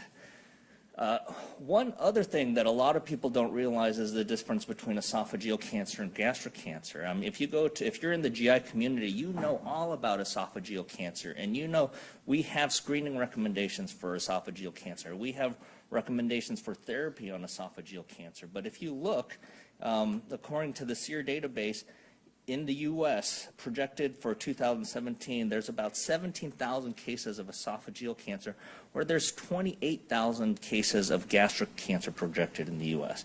And really, stomach cancer gets very little respect when it comes to these cancers. But fortunately, it's growing. So we just came back from our national meeting, and there's a growing number of researchers and investigators and endoscopists who are interested in this concept of stomach cancer, and I'll kind of show you why. We're developing a new procedure here in the U.S. that we've adopted from Asia that is quite interesting. You know, many people say, well, is screening effective? And I hope that this data shows what screening programs can do. Here on the left is the U.S. data. So as was shown before, in terms of 5-year survival, we have a very low 5-year survival here in the U.S. if you're diagnosed with gastric cancer, 26.9%. Whereas in Japan, who's had an ongoing screening program for many, many years, their 5-year survival is up at 62.1%, and this is likely due to earlier stage diagnosis and treatment for gastric cancer. What's interesting in Korea is in 2006, they adopted a national screening program. And so you can see, they already knew that they had a high risk of gastric cancer, so a lot of people were already being screened, which is why from the 2001 to the 2005 period, you have a pretty good 5-year survival. But the intervention of creating a national screening program has bumped up their 5-year survival rate to 67%. And here is some data in terms of stage distribution. Vina presented the U.S. data that shows that, there's very few are actually getting diagnosed in the localized stage where we really can impact survival. And interestingly, our 5-year survival, even for early stage diseases, isn't great, 62.3%. Whereas in Korea, they diagnosed most of their gastric cancers at an early stage, 51%, and their 5-year survival, if diagnosed in that stage, is 92.4%. So screening can make a difference in select populations for gastric cancer, and I hope that that's the direction that we can start to move here in the United States for the high-risk groups. So as an endoscopist, I like to show videos. So this is the stomach, this is the antrum, and this is the pylori. So you go through that, you're in the duodenum. I went to this dark look is because it's using a special feature called narrowband imaging. And you can see the splotchy area over here. The normal stomach is over here on the left. And here you can see this kind of splotchy area. This is evidence of what's called atrophic gastritis. And within this area is intestinal metaplasia. And this usually results from patients who have been infected with H. pylori. So this is a very common presentation in patients who have the precursor lesion. And if we were to biopsy this, we would identify gastric intestinal metaplasia. And we actually have a relatively new tool called confocal microscopy, where we can pass a little microscope through the scope and we can actually look at the cells in the gastric lining. And this shows, again, gastric intestinal metaplasia. You'll have to trust me on that, without any evidence of any precancerous changes. So this is kind of a clean version of someone that hasn't developed cancer yet. But it clearly helps to identify gastric intestinal metaplasia, which in the past has been very difficult to do. So what's the significance of this? Again, this is a precancerous lesion of the stomach, so this identifies people who are at higher risk. There's a high incidence of this in Eastern Asia, Eastern Europe, and South America. And it increases, if you have this lesion, this precursor lesion, you have a 6 to 8-fold higher risk of developing gastric cancer. And we do think that a majority of intestinal metaplasia is due to chronic infection with H. pylori, especially in Asia and other parts of the world. There was one thought that, okay, let's treat the H. pylori, maybe we can remove this risk. But the problem is that once you've reached a point where you've gone on to intestinal metaplasia, eradicating H. pylori won't reverse this. It may slow down the progression once you've established intestinal metaplasia, so it may slow down the progression to going on to cancer, so you still want to treat it. But this is kind of the irreversible break point between just inflammation and then intestinal metaplasia. And then there's some additional risk factors, really the extent, how extensive is the intestinal metaplasia in your stomach. If it involves over 20% of the surface area, you're thought to be at higher risk. If you have a family history, and certainly if you smoke, you're considered to be at higher risk for going on to develop gastric cancer. And this is Korea's cascade. Nina showed a variation on this. Basically, this is a well-accepted cascade in terms of progression onto gastric cancer for the intestinal type histology. So you have normal gastric mucosa. If you develop H. pylori infection, what H. pylori does is it creates chronic inflammation of the stomach called chronic gastritis, which then evolves into atrophic gastritis, where the lining of the stomach becomes very thin, and then eventually to intestinal metaplasia. And it's thought that H. pylori therapy, if you get it at this stage, everything's reversible. But once you cross into this intestinal metaplasia stage, you can't go back. So the true preventative measure is to identify those people who have virulent H. pylori and treat it before it goes on to the intestinal metaplasia stage. But that's for another day. That would be prevention. So then if you continue on and you continue to smoke as well and you still have H. pylori infection, you can go on to dysplasia, which is the step right before cancer, and then on to cancer. And then there's all these other agents, salt, antioxidants, and nitrous compounds. So those are in burnt foods that Koreans like to eat, barbecue basically. So these all contribute to the progression of this cascade. So again, the ASG has some additional guidelines on dealing with intestinal metaplasia.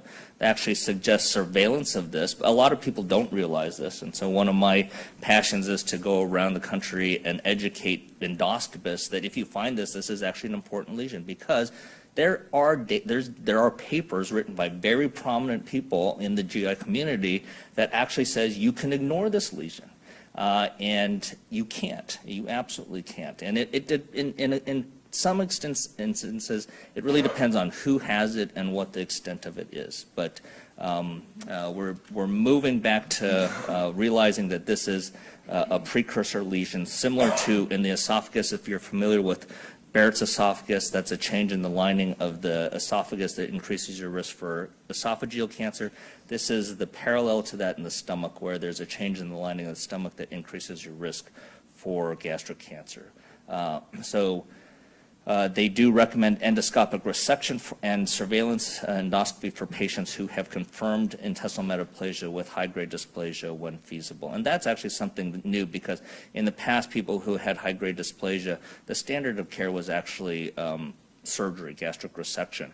But we have developed newer techniques to address that. So here's an example of someone who does have high-grade dysplasia.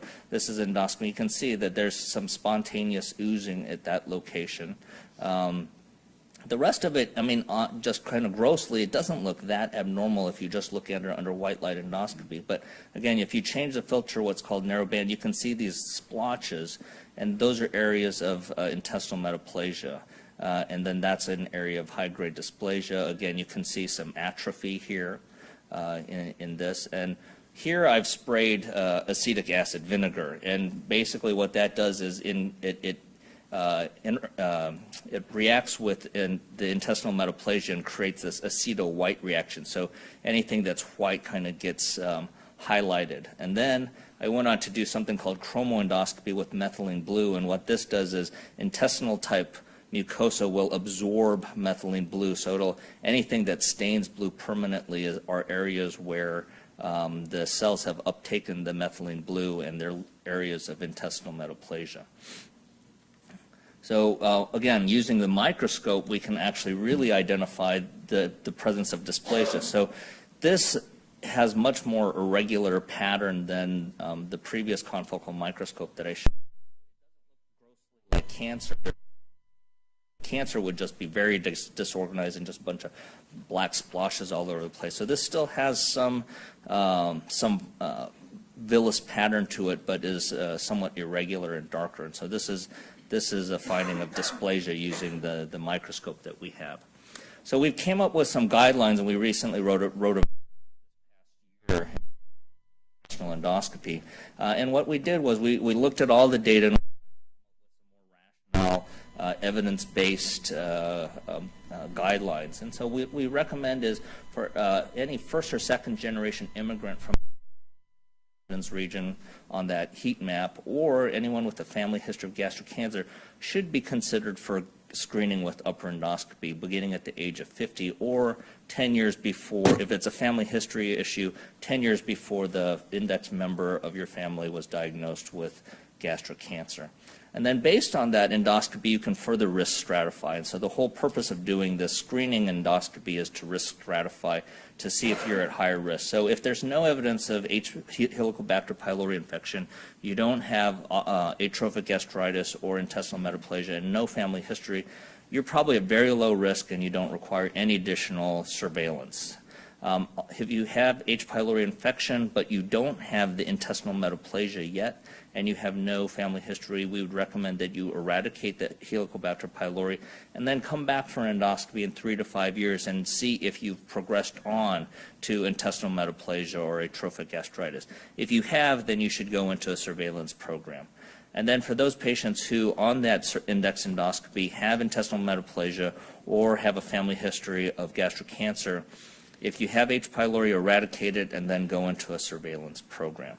And the reason for doing that is to identify early lesions. And then this is a complicated table, and I won't go into too much detail, but these are the criteria that the Japanese have developed and that we're attempting to validate here in the U.S. for indications to have endoscopic resection by something called endoscopic submucosal dissection, and I'll show a video of that, versus surgery. And so we really base that on your risk of having lymph node metastasis. So is your disease going to be truly localized, and can we cure it by just resecting it endoscopically? Or do we need to take your entire stomach out because you're at risk of having lymph node metastasis and also do a lymph node dissection? And so the Japanese have done some extremely thoughtful research and looked at this inside and out. And the ones in green are the ones where you have very low risk of lymph node metastasis. And so those are what we are called absolute indications. These are clear-cut indications to have endoscopic resection, and basically they're just mucosally based cancers where there's no ulcer present, and they have what's called differentiated histology. So no signet ring features, not the diffuse type. These are well differentiated or moderately differentiated adenocarcinomas. The yellow boxes are what are called the expanded indications, and so they looked at, again, patients who underwent surgery and had gastric cancers that had these features, small lesions with ulcers or very small lesions with undifferentiated histology, no genetic mutations, or ones that invaded a little bit but were small in size without ulcer. Found that those also have relatively low risk of lymph node metastasis, and so these are called the expanded criteria, and those are also eligible for endoscopic resection. Everything in red, everything else should be referred to surgery because there's a higher risk of metastasis to the lymph node.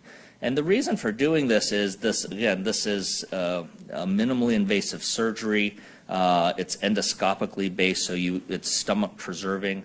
And these are some images that describe this. And I remember watching my first case when I was in Korea of a Japanese physician doing this. This was maybe about 10, 15 years ago. And it took him 9 hours to do, and I just sat there going, why on earth would anyone do this? But we've refined the technique, and there are a handful of centers in the U.S. that are practicing this now, and it's rapidly growing. So there should be multiple centers now throughout the U.S. that are adopting it. But we're in the very early stages. The devices came to the U.S. just about 6 years ago, 5 or 6 years ago, when I started practicing this. So this is an example of high-grade dysplasia. It's a very early lesion, and what you do is you mark around it, and then you can then dissect it. And this is the ulcer that it leaves, but it preserves the stomach. And I'll just show this in a video on how it's done. So again, this is another high-grade lesion. The lesion is right here. This is right next to the pylorus. And what we do first is we'll mark the area. So we do this marking so that we know the margins that we want to obtain. After that, what we do is we inject a solution that contains a blue dye in it. And what this does is it lifts the mucosa. There's 3 main layers of the stomach. There's the mucosa, submucosa, and the muscle. And what we're trying to do is enlarge the submucosal space so we can dissect that out without going through the muscle. If you go through the muscle, then you create a perforation, and that causes bigger problems.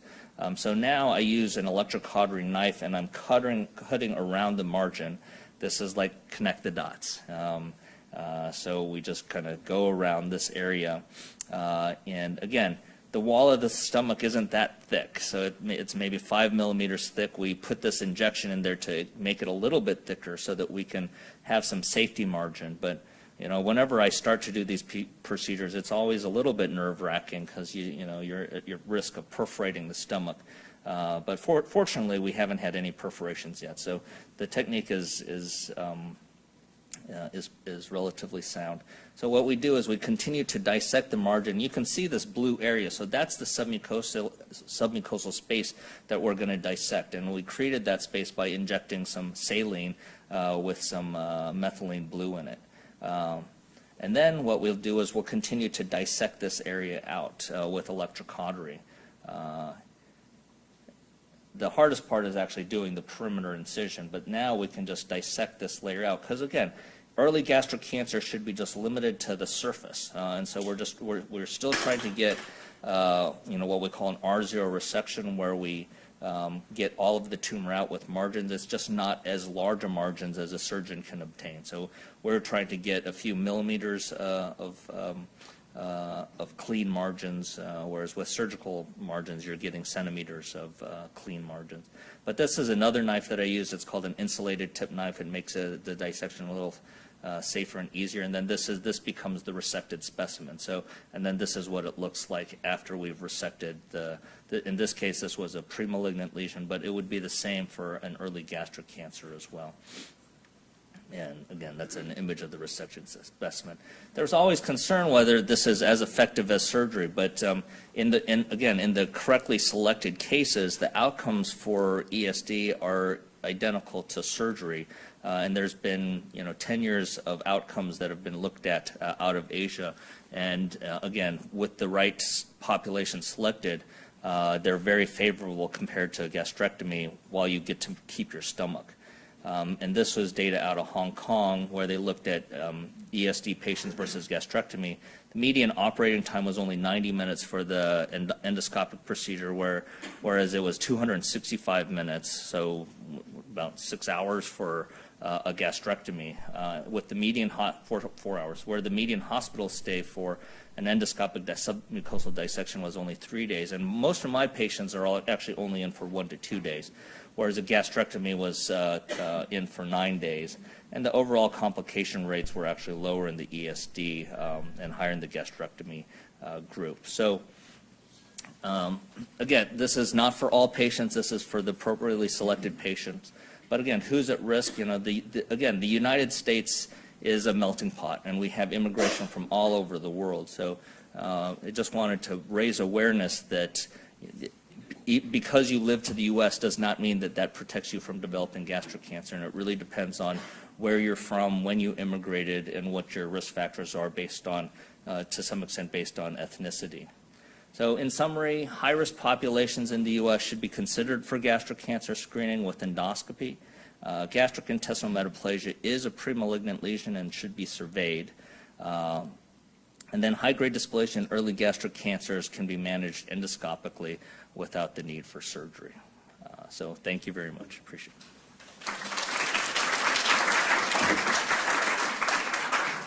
You want me to take questions? Or? Yeah, sure. Absolutely. Anybody with questions? Yes?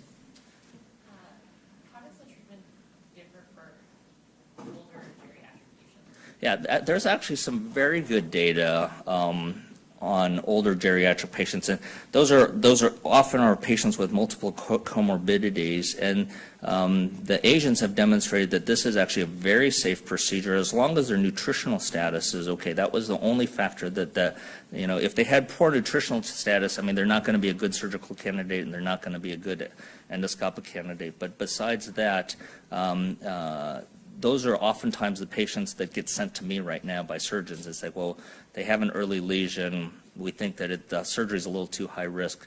Endoscopy is an easier procedure for a lot of these patients to deal with. I also get sent a lot of patients with cirrhosis. Patients who have cirrhosis are also at higher risk for developing gastric cancer, and surgeons really don't want to operate on these patients. And so these were the ones that I started to get earlier on, the ones that the surgeons didn't want to do. And with those successes, they're more liberal in terms of who they send me now. Do Korean immigrants risk of becoming intermediate after 1 or 2 generations? That's we don't know that for sure. We think it goes down a little bit, but John was telling me that Koreans are also at high risk for colon cancer. They're a subpopulation that when they immigrate, their risk of colon cancer actually goes up. And my hypothesis to that is Koreans, we like to eat meat. And when you move to the U.S., there's actually greater access to a lot of the potential carcinogens here in the U.S. And so, again, moving to the U.S. isn't necessarily protective. You can be introduced to some environmental factors that actually could further increase your risk. Yes. So you mentioned methylene blue acid state. Mm-hmm. Something that's done routinely in all hospitals. No, yeah, it's not done routinely at all, and it's somewhat investigational. It's done somewhat routinely in Asia, But there's a lot of debate as to what you really, if you really need to do that. The way I look at this is it's a great tool to train someone who's learning to do these examinations, because it really teaches you to see these lesions and it helps to add the contrast. For the most part, I don't use these techniques anymore because I've learned to identify them with just white light and narrowband imaging. But early on, it was actually a very useful tool for me to really be able to clearly identify these lesions. Okay. Shall we move on to the next speaker so we can get to lunch?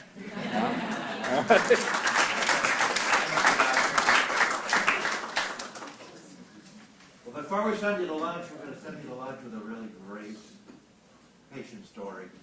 I had the pleasure of meeting our next speaker about a year and a half ago now, something like that, or it's been a while. At the book launch of this book, Man with a Backpack. I want you to at least stop out here and thumb through this book.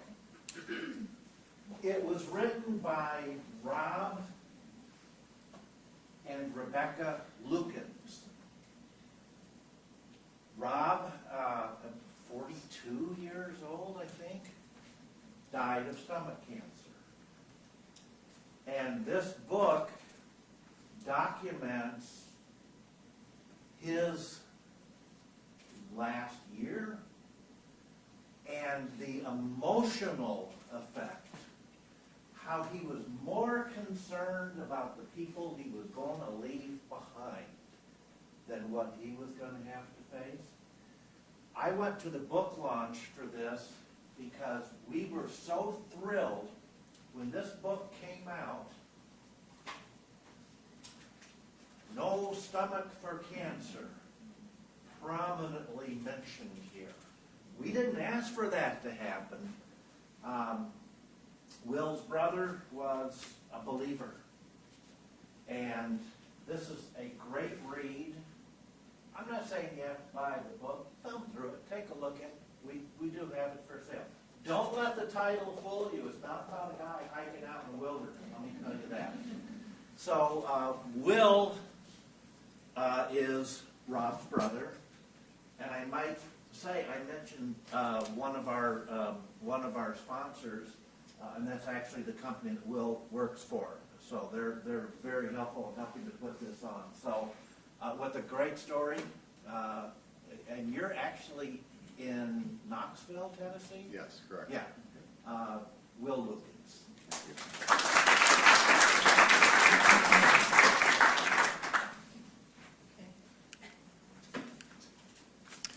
Thank you for allowing me to come and speak to you today and tell you about my brother. He was a one-of-a-kind kind of person. He's somebody that we were growing up. I was 35 months older than him. I was the big brother, he was the little brother, and so we naturally assumed those roles of what big brothers and little brothers do. I remember a time when my brother and I were playing hockey. I think it was Thanksgiving. We're from Philadelphia, so originally, so we played a lot of hockey, street hockey, and we'd go out in the street and duke it out. And my brother was always getting the short end of that stick, and there was often a lot of blood that was being let in those games. It was usually his blood. Occasionally it was my blood, but we had a lot of fun together. When my brother was bit by a dog, neighborhood dog named Stumpy, he had 3 legs, so that's what they called him, Stumpy. It was a big brother who came to his rescue with a bat. The dog wasn't hurt too badly. It was actually a wiffle ball bat, so I made certain about that. When a bully was threatening my brother in high school, I was the one that came in with my 12th grade posse and rescued him. And of course, when my mother came home from back to school shopping with a couple of football jackets, one was a Kelly green one with a little Eagles insignia, and the other one was blue and silver and had a star on it. I was the one that got the Eagles jersey. My brother is the one that got the Cowboys, or excuse me, the Eagles jacket. My brother's the one that got the Cowboys jacket. So I was challenged in the last book launch to actually find a picture of that, which I did do. You can't really see the colors that well. That is my brother. It's actually, I think, a Cowboys helmet there. So we settled into those natural roles that big brother and little brother do, and then over the years, though, my brother grew up, of course, and he grew up very rapidly, it seemed to me. Before I know it, he had his BS in history from Temple. It's actually where he went back and got his PhD. He then went on to get his master's at Tennessee, where I lived, and got an opportunity to spend a lot of time with us. In fact, he was there for the birth of my son in 1996. But like many siblings, we drifted apart. I had a job. I was traveling quite a bit, and he was building a career. And so we lost touch at times. But Rob found his niche in history, something that we shared a love for, and something that, as we grew up, we were often going to battlefields and other places where we could see historical landmarks and things like that. And he actually went to the next step and turned that love for history into a career. In fact, he worked at several different museums, including the U.S. Capitol. For a while, was managing their exhibits in their visitor center, and had really started to accomplish quite a bit in his career, albeit a different path than I had taken. And that ultimately led him back to Pennsylvania, to Westchester, Pennsylvania, where he had his dream job, the way he described it, which was essentially the president of the Chester County Historical Society, which is a fairly old county in southeastern Pennsylvania outside of Philadelphia. So he had a number of professional accomplishments, but I think those aren't the ones that necessarily we'll all remember. My brother's greatest accomplishments were really achieved outside of his work. They were achieved at home. He had become a great father, a great husband, and a great citizen. He was well admired in Westchester, Pennsylvania. This is a picture that was actually taken, I think, a week or two after he was diagnosed. And you can see his family, Rebecca, and then Finn and Abby. And the one thing when I look at this picture just jumps out at me is the tumor inside of him. At that point, it was quite large. But you can see he's strong. He was a strong person, both physically and emotionally.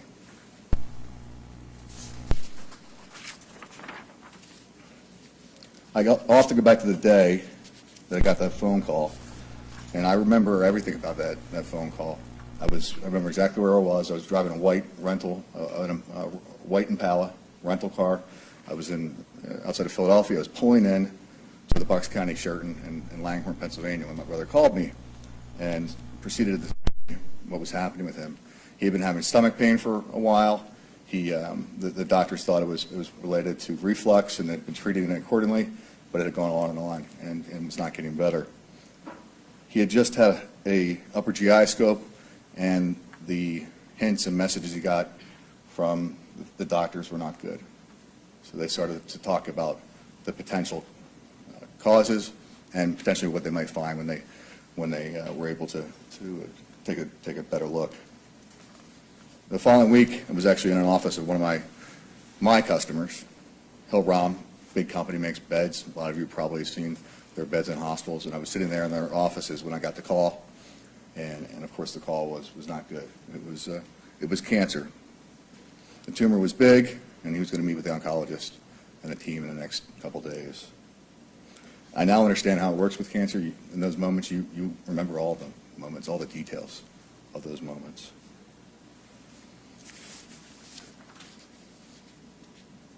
In August of 2013, Rob started his first chemotherapy regimen. He tolerated it pretty well. As a matter of fact, you can see he had a full head of hair. They had warned him on several occasions he was going to lose his hair, but he never did. In November 2013, he had a total gastrectomy, splenectomy, and partial pancreas and partial esophagus removal. They found that the cancer had spread into the skeletal muscle. He started a second round of chemo in February of 2014. It did not go nearly as well, did not go smoothly. Then he went through radiation in April of 2014. And from that point on until literally his death, there was no sign of the cancer as it pertains to the scopes and the scans. They didn't see it. They weren't able to see it. But he started to lose weight. He continually lost weight. At that point, he was put on some medicines. They figured out that there were issues with his bile ducts and the way bile was being produced and managed. And they sent him back into surgery in June of 2015 with the intent of really fixing what they thought was more of a mechanical issue. It was scar tissue and take care of those issues. And again, I remember exactly where I was the moment I got that phone call. I was in Lafayette, Louisiana at the Cajun Dome with my daughter at a soccer tournament, and they were doing a celebration of all the teams coming in, and the phone rang, and I knew it wasn't good.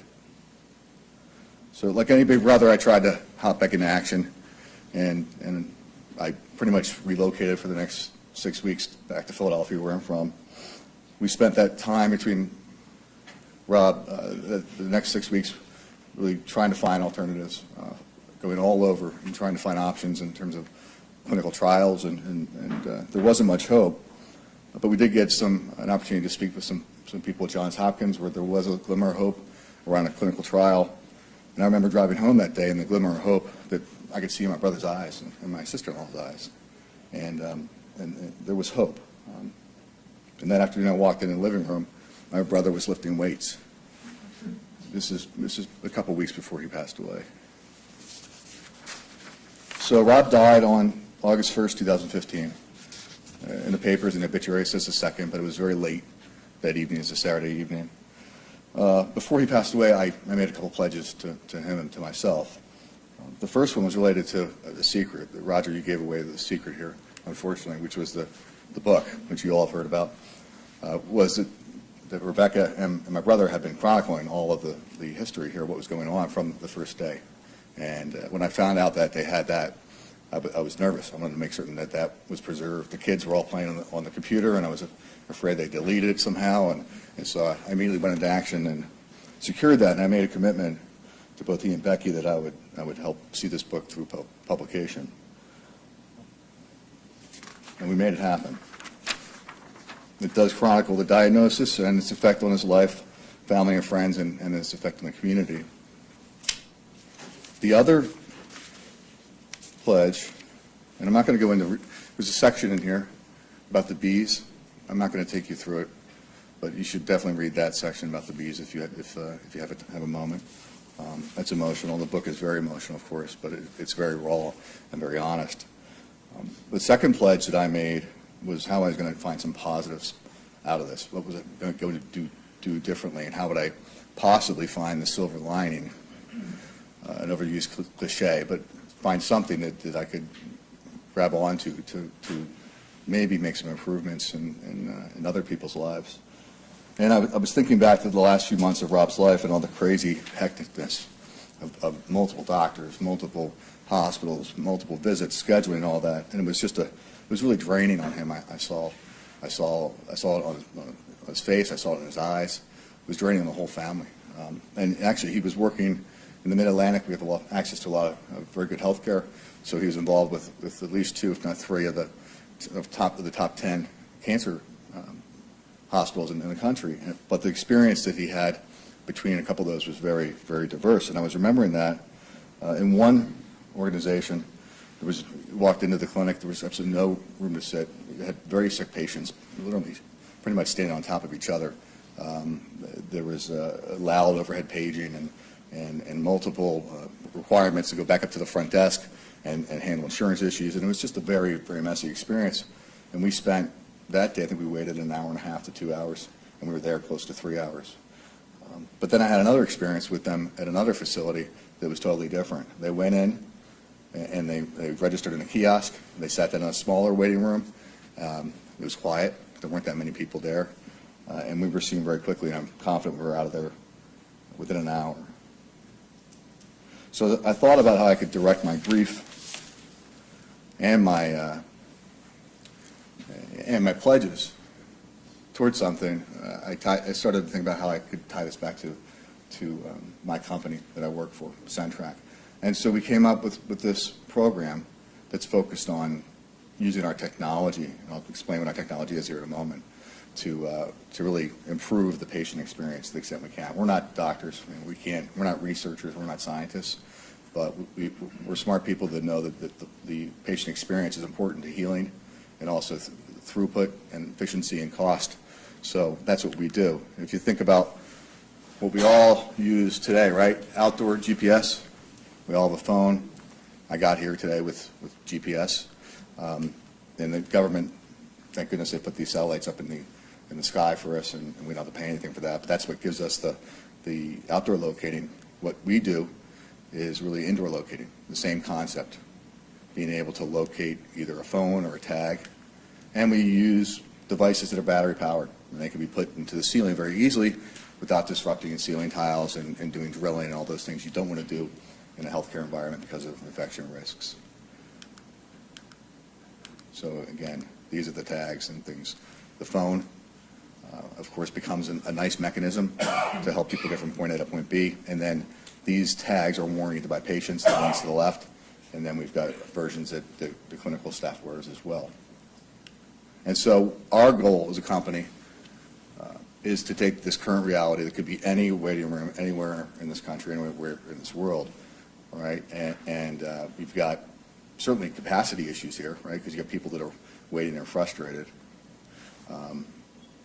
And then you got customer satisfaction issues, and then you have real patient risk issues. You have sick people together for a prolonged period of time, and especially when somebody's compromised from an immune system perspective, that's not a good thing. So our goal as a company is to use the technology that I just described and to turn it into something like this. And we're basically, if you've ever been to Disney or been there recently within the last few years, you get a magic band, and that handles tracking your kids. It handles buying all those things your kids want to buy, right? Which are very expensive at Disney. It gets you through the fast track process very efficiently. That's what healthcare should be like from our perspective. And it's not just in cancer care, it's really throughout all the phases of care, from primary care all the way through hospice. So we added a couple other things to this program. We're actually doing some special pricing for cancer centers to try to help them leverage technology like this to change the patient experience. And the first organization that we're working with is Vidant Medical Center in Eastern Carolina. It's actually the medical center associated with East Carolina University, and they're building a massive 400,000 square foot new cancer center. And this is a massive campus already to begin with. I think they've got the world's longest hallway uninterrupted. It's about a quarter of a mile, maybe close to a half mile long. So they can't see the cancer center on there, but it's a massive new project, and they'll be leveraging our technology to do a number of things. And as we work with them on how we might be able to change this patient experience, come back to sort of a situation where we can imagine what care might be like, how it might be different moving forward by using technologies like this. So, for example, knowing when the patient arrives in a parking lot or garage, knowing when they leave the house, we can do some of that now, so that you're prepared when the patient arrives to help give them some instruction. A world perhaps without waiting rooms. We already see some of that in new construction projects where people come in and they're immediately taken into an area that may be a sub-waiting room or just for a very short period of time. But of course, waiting rooms we can avoid. Alerting the patient if the labs are required right away, faster. It's something that takes a while, seen it firsthand. And if we can use this technology to also notify the patient, that's a good thing. Let them know what infusion chair they've been assigned to. Automate some of this workflow and some of these decisions, make it very nice and lean. Measure the contact time with patients down to seconds. That's between caregivers and patients, but also between patients. If you want to know who's in the same room with somebody else, it's very easy to do that with this technology, and for how long. Rounding, which we know is an important part of cancer care, ensuring that the patients get in the right amount of time with the clinician.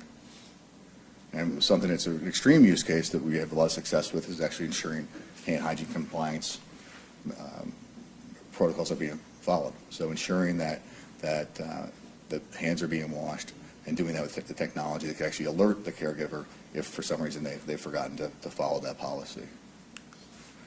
Ultimately, this winds up with sort of an air traffic control like mentality that we see, where you've got a dashboard of key metrics and maps, and the ability to know when things go out of their normal ranges, whether it's time, any of those metrics I just mentioned, and with the purpose of getting that into the EHR, but also driving real-time automation.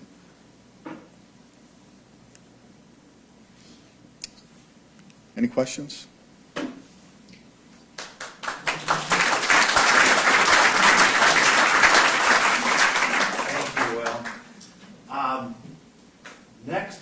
you talk to Rebecca, Rob's widow, I want you to tell her two things. Number one, Roger says hi. And the one thing that I remember about Rebecca from the night of that book launch, she was so proud of this. She had gone out shopping and shopping and shopping until she finally found a pair of periwinkle shoes to wear that night. And I'll always remember that about her. So thank you, my friend, and thanks to your company for all that you're doing for everyone. Thank you.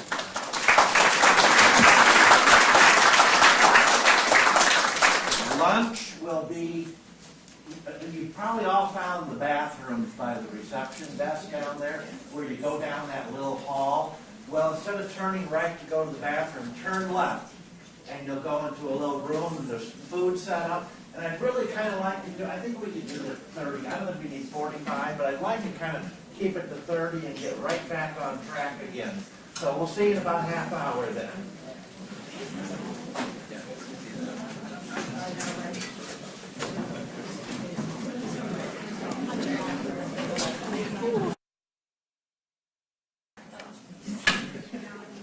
Well, how was lunch?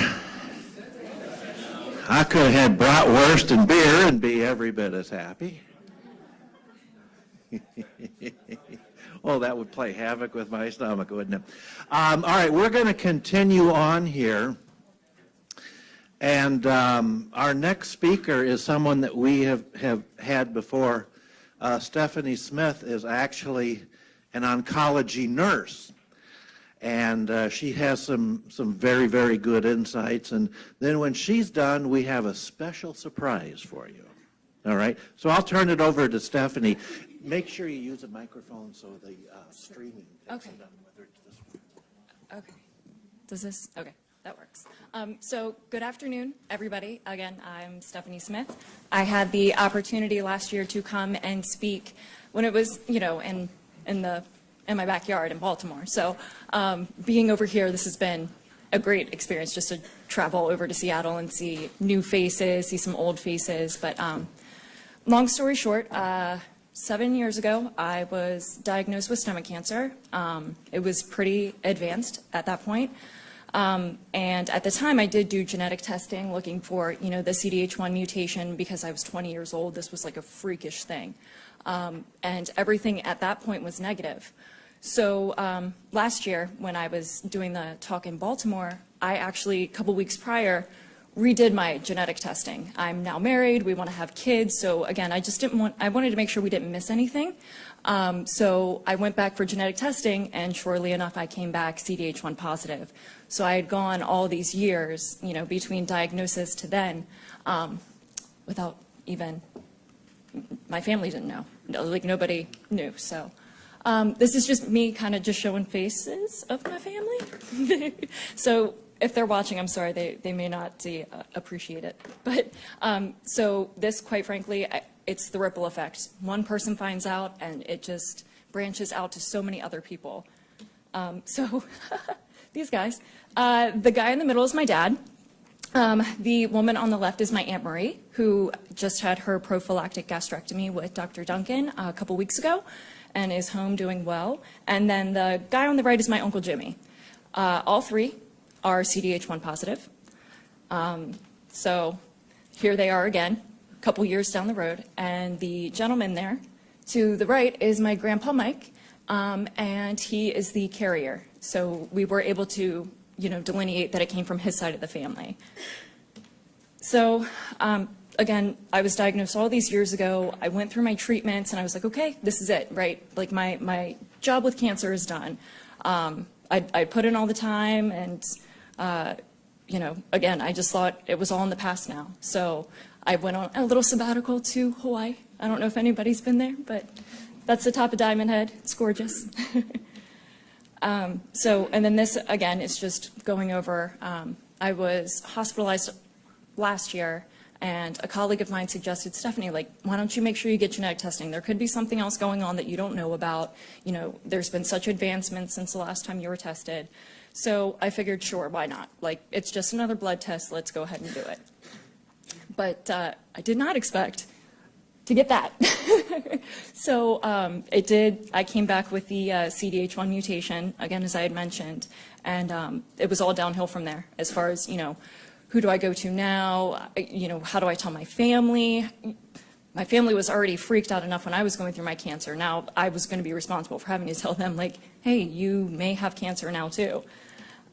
So bringing them back in. So they all got their testing done.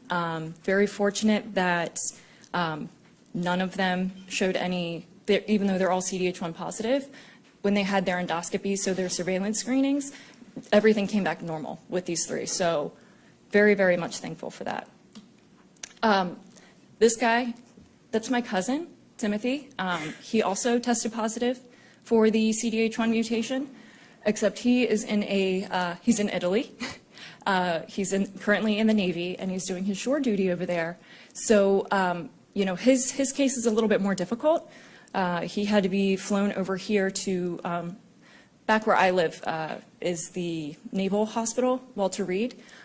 So he had to come all the way back home from Italy to meet with someone that even knew how to do a gastrectomy, not, let alone be versed in what CDH1 mutation meant.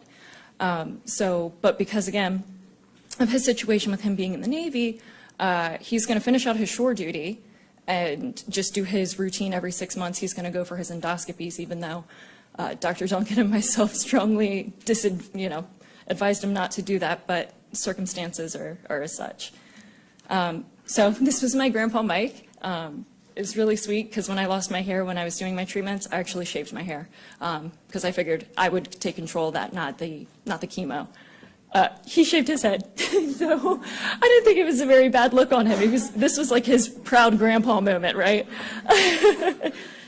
But again, getting all of this wealth of information has really, at first I was upset. I felt very guilty because this was something that we should have known about sooner. And as a family, we were all deceived. And again, fortunate for everybody else right now, they're not showing any signs of cancer, but they went 7 years without even starting screening. So, anything could have happened along that way. And I'm just so thankful, though, that they're all okay. I just went through my hell so they didn't have to, right? That's it.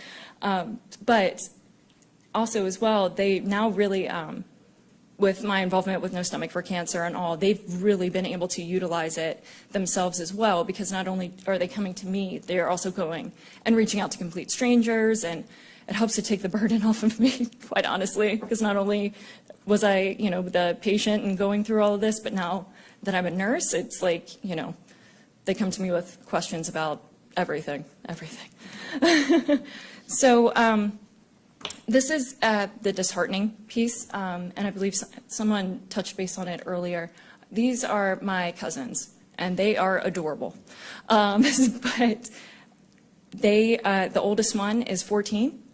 And I just can't imagine being, with my cousins and my aunts and my uncles, knowing that they have to wait so long before they can test their children. And it really is upsetting because, fortunately I don't have any kids yet, and my husband and I have plenty of options. But again, if we would have known 7 years ago, things could have been a lot different. Because, they're babies. We would have known within that time before, my cousins had their kids and my aunt and uncle with their children. So it's really upsetting to me. So again, I'm so thankful for the No Stomach for Cancer Foundation, just because, again, I've been helping as an ambassador for strangers, which has been great, but having to do it for my own family is it's too much. Because I do know the raw realities of it and I know what they're going through, but it's a lot more difficult when you have to face somebody, especially, your aunt and your dad, and know that they're about to go through the same things that you went through. So, again, the website has just been a phenomenal resource for them, looking up diets and everything, post-gastrectomy, and I'm just very thankful for that. But that's it. That was my little spiel. Thank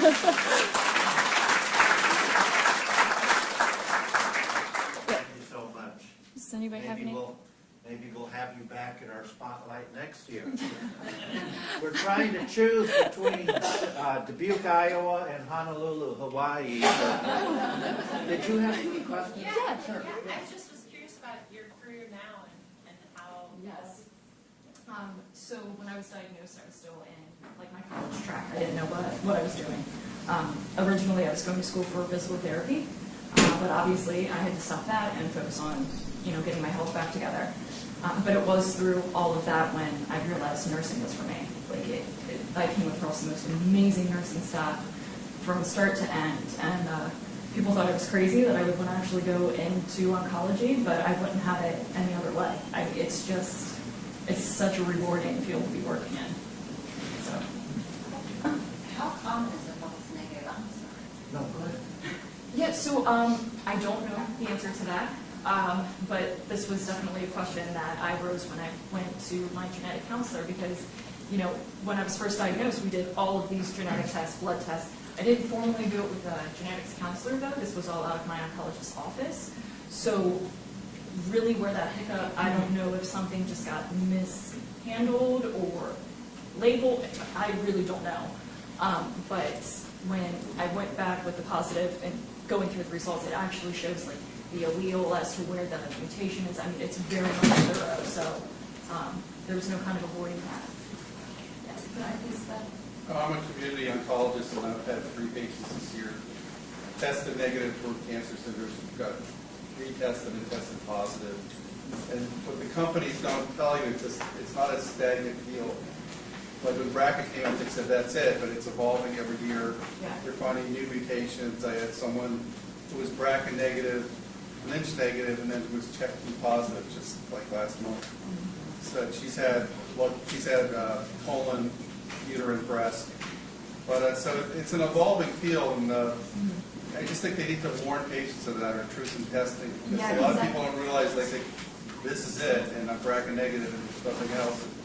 Now we test for 21 genes, and sometimes even some panels have 70. So. And that was kind of the point too, that as research continues to evolve from my side, right now we know these 5 or 6 colon cancer genes, there's 5 or 6 more that are kind of preliminary.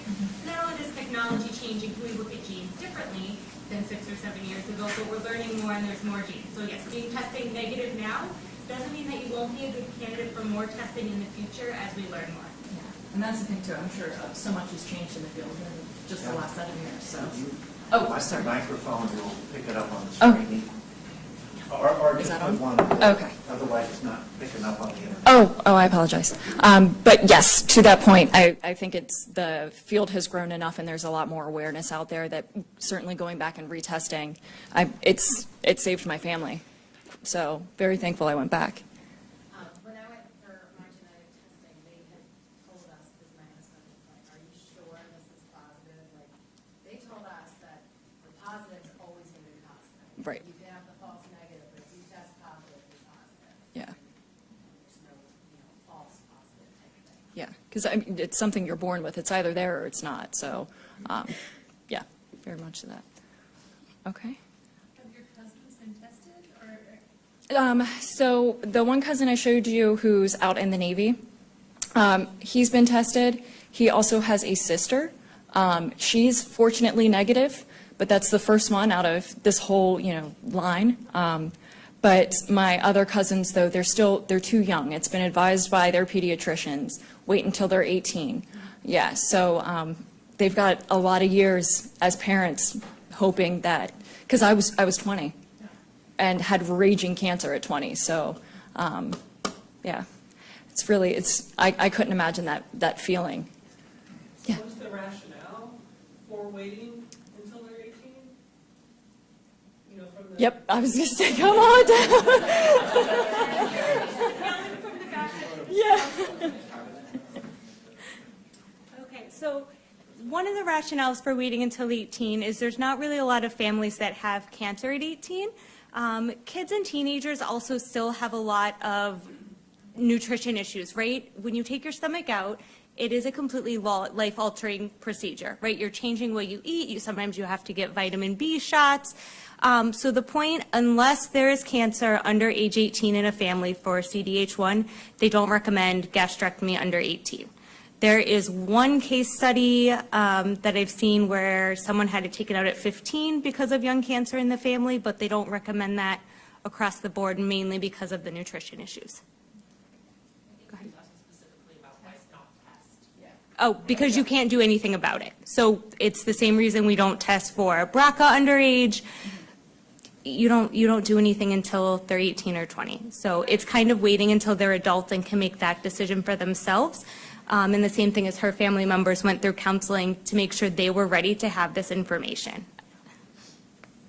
I've had some family members of my patient not want to know and not choose testing, and that's for them. Go ahead. Well, an interesting opportunity is why did your grandfather not get it? And what's the difference between his genetic expression and yours? Oh, as far as my grandfather, my grandpa Mike? I mean, you must have other mitigating So factors that indicate this. So he actually does have it. He has it. He has chosen, though. He was in Vietnam, so he's actually undergoing a lot of other issues from exposure to Agent Orange. So this is kind of on the back burner for him. He's more concerned about reaching out to, he has a brother as well who is one of those that's refusing to do it. He just doesn't care to know. So now it's that struggle of trying to reach out to all of that branch of the family too, to give them the choice. And the cancer risk for any of these mutations is not 100%. So the risk for breast cancer with CDH1 is anywhere from like 50 to 70. With gastric cancer, it can be as high as 80%. So you can see, I was speaking to someone before where sometimes there's CDH1 mutations and all we see is breast cancer in the family when someone's first tested. But then all it takes is someone getting a prophylactic gastrectomy and has cancer to realize both of these cancers, are at risk. So that also comes down to this idea of epigenetics, what you're exposed to in your lifetime. The same with these other cancer syndromes. Not everybody gets the same type of cancer. Not everybody in the family gets it at the same age. And we can see it, in individuals who carry this mutation and haven't developed cancer yet. So just because one of the indicators for genetic testing is cancer under age 45 doesn't mean that, there's families out there where everybody didn't get cancer until they were 75. So I guess that's a question I'm curious about it. So for the CDH1 mutation, do they have the different variations of mutation or only on particular spot? And then my second question would be is this is sort of different type of variation, how does it relate to the probability of the getting cancer? Yep, so just like there are different, this is where it's hard because a lot of times you hear in the news people had the BRCA mutation, they had the CDH1 mutation. The point is there's not just one mutation that can turn off the gene. It can be any sort of combination of extra material that's missing, something in your DNA that was flipped around when the DNA was being replicated. So no, there's not just one mutation that causes cancer in any of these genes. It's any sort of change that essentially turns off the function of the gene. Then in terms of, knowing are there certain mutations that cause more specific risks for other cancers, that's what we call a genotype-phenotype correlation, where we can see a specific genetic change and then again be able to predict, does it have a higher risk for certain cancers or only a risk for one? And right now that's not something that we have information on. One is because we just don't have enough families with CDH1 mutations to study. The same with like the BRCA1 and 2 mutations. That hasn't been clarified with that either, and those genes have been around for 20 plus years. And I think part of it has to do with the fact that when these genes aren't working, the cancers that you're at risk for come from the area where these genes are supposed to be doing their job. So the BRCA mutations, women are at risk for breast and ovarian cancer because that's where those genes are supposed to be preventing cancers. And if those genes are no longer there to stop those cancers from forming, that's what's happening. Same with the CDH1 gene. It's what's keeping this lobular type of cancer from growing in the stomach, in the breast, possibly maybe even in the colon. That's being researched. But it all has to do with where the gene is active. And then when it's not working, what is it causing? just like wrapped up the whole So thing. Stephanie, Oh, I geez. have a question. So since you have the CDH1, so you're at high risk for the lobular breast cancer as well? Yeah, correct.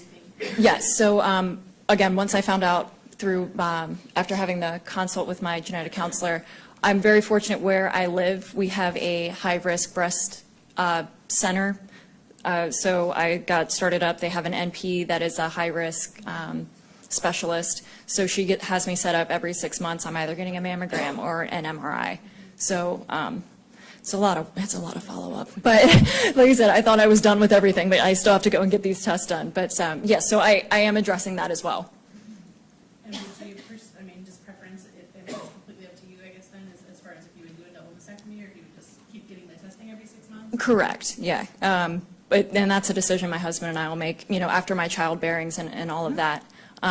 But I know, for instance, my aunt who just had her gastrectomy, that's her next move, because they actually did find that she had lobular in situ. So that's next thing on her list. But they could detect that a lot sooner, I think, right, as far as the lobular breast cancer by doing the MRIs. Yeah, most certainly with the MRI.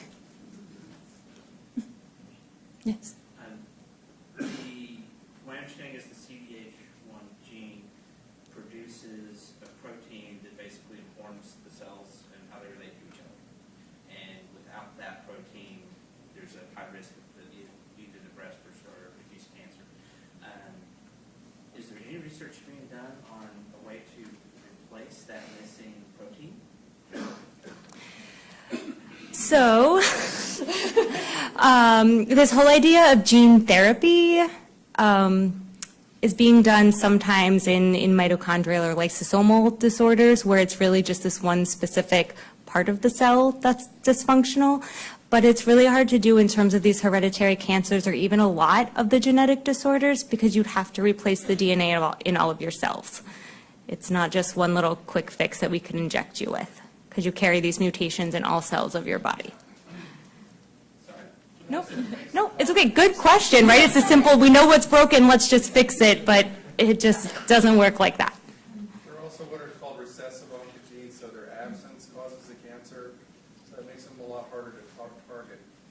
Whereas if you have a dominant gene that has a mutation and a mutated protein, those are druggable targets, but the recessive oncogenes are much harder. You really need to do gene therapy or continuous infusions of replacement genes and things like that. It makes it a lot harder to target. They are working on it. The guy from New Zealand that I saw here. Oh, yeah. Any other questions? No? Okay, thank you.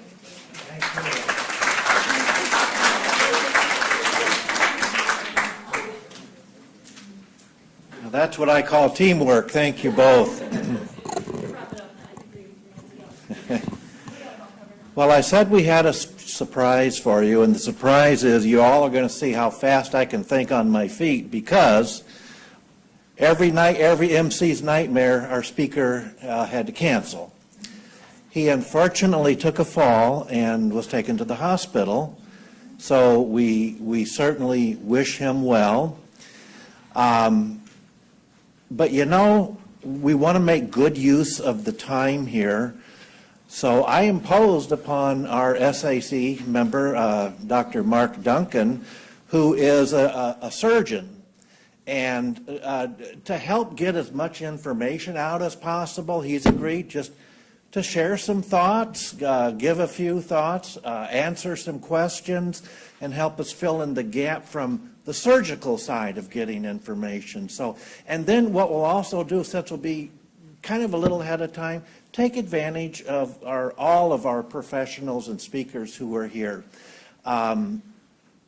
This is your time to learn. So again, we really appreciate your stepping in, Mark. So if you could just use this so it goes over the internet, thank you so much. Oh, yeah, Dr. Mark Duncan from Johns Hopkins. All right. No worries. No, I'm happy to help out or fill in. Maybe there's a reason I said, of course, I want to come out to this event, even though I'm not actually participating. But, I want to participate in the aisles and the hallways and talking to folk in between. But is it working? Okay. What you looking for? There you go.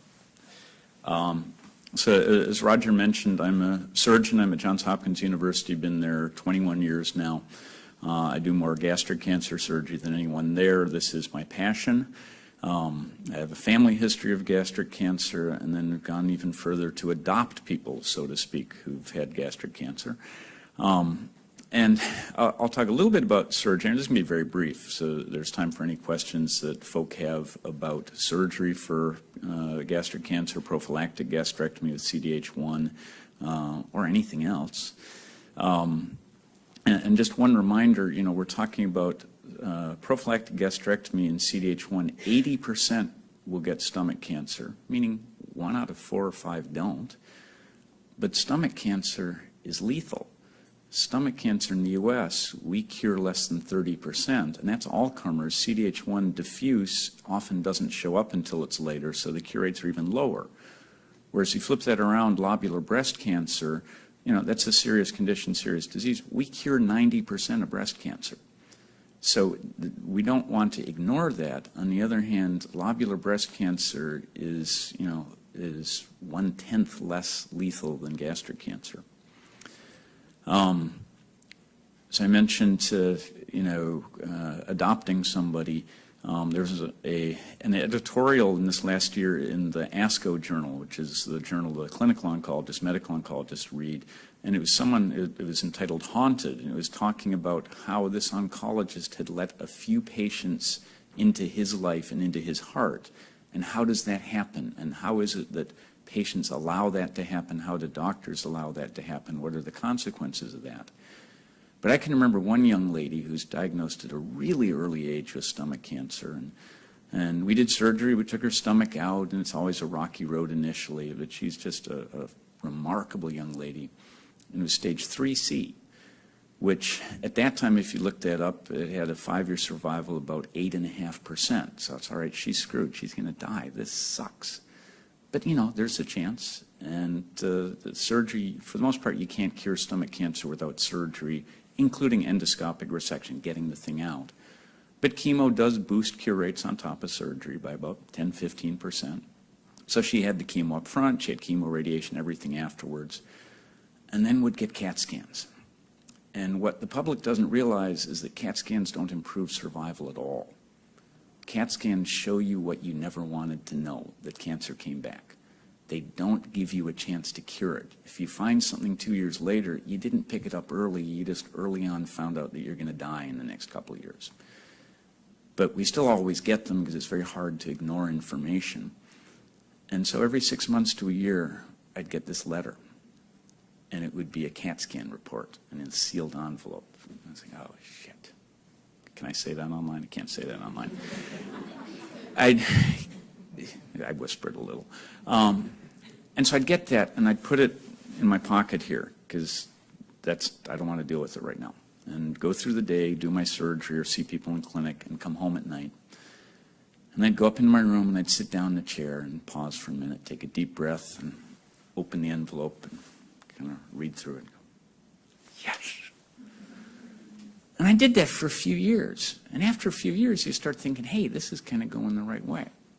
Anyway, I'll bring that story to a conclusion because I had the most lovely train ride about 1.5 years ago when my wife and I went down to Stephanie and Eric's wedding, because at that point she was 5 years out and cured, and now 7 years out. And so, you know, sometimes we get it right and we don't fully understand the world. Why are some people lucky? Why are some people unlucky? You know, the number of people involved in reaching out and helping individuals, it's not one person. I didn't cure somebody. The oncologist didn't cure somebody. We all practiced our art, did our best, and got what we want out of it. So sometimes we get it right and just have spectacular results. But from the surgery standpoint, you know, stomach cancer, you have to get widely around it. It spreads diffusely. It spreads to lymph nodes. You need to take an extended number of lymph nodes out. Sadly, in the U.S., half of stomach cancer surgery is done at centers that do it not routinely and don't do a wide enough lymphadenectomy or don't take enough lymph nodes out. You know, I'm a little biased. You can get your gallbladder out almost anywhere in the U.S., but if you need a gastrectomy, go to one of a couple dozen major centers. But, you know, doing the surgery, it's a big deal. And there's actually mortality. You know, people die from that. And it's also been shown the Netherlands has some of the best data. Before they centralized gastric cancer, the chance of dying within a month of surgery was about 8% after a gastrectomy. And they centralized to only 5 hospitals in the Netherlands could do that. This is an advantage of a socialized system. And the mortality rate is 2.5%. So, that's a dramatic improvement, but that also means that 2 out of every 100 people don't survive the perioperative period. Now, that includes all comers. That includes 78-year-olds with coronary disease and advanced cancers. Little different story for a CDH1 younger person who doesn't have cancer right now, or at worst has an early stage 1 that had previously been undetected and will probably be totally cured by the gastrectomy. Those folk, of course, do better. They're younger, they're healthier, they didn't lose weight, they don't have a metabolic burden of cancer. But it's still an operation that you can have somebody that doesn't survive. And a lot of the folk you saw the show of hands at the beginning are living without a stomach and are very comfortable with that. And there are those folk who eat better than their boyfriends, girlfriends, or spouses down the road. But no one eats exactly the same. Everyone struggles with something.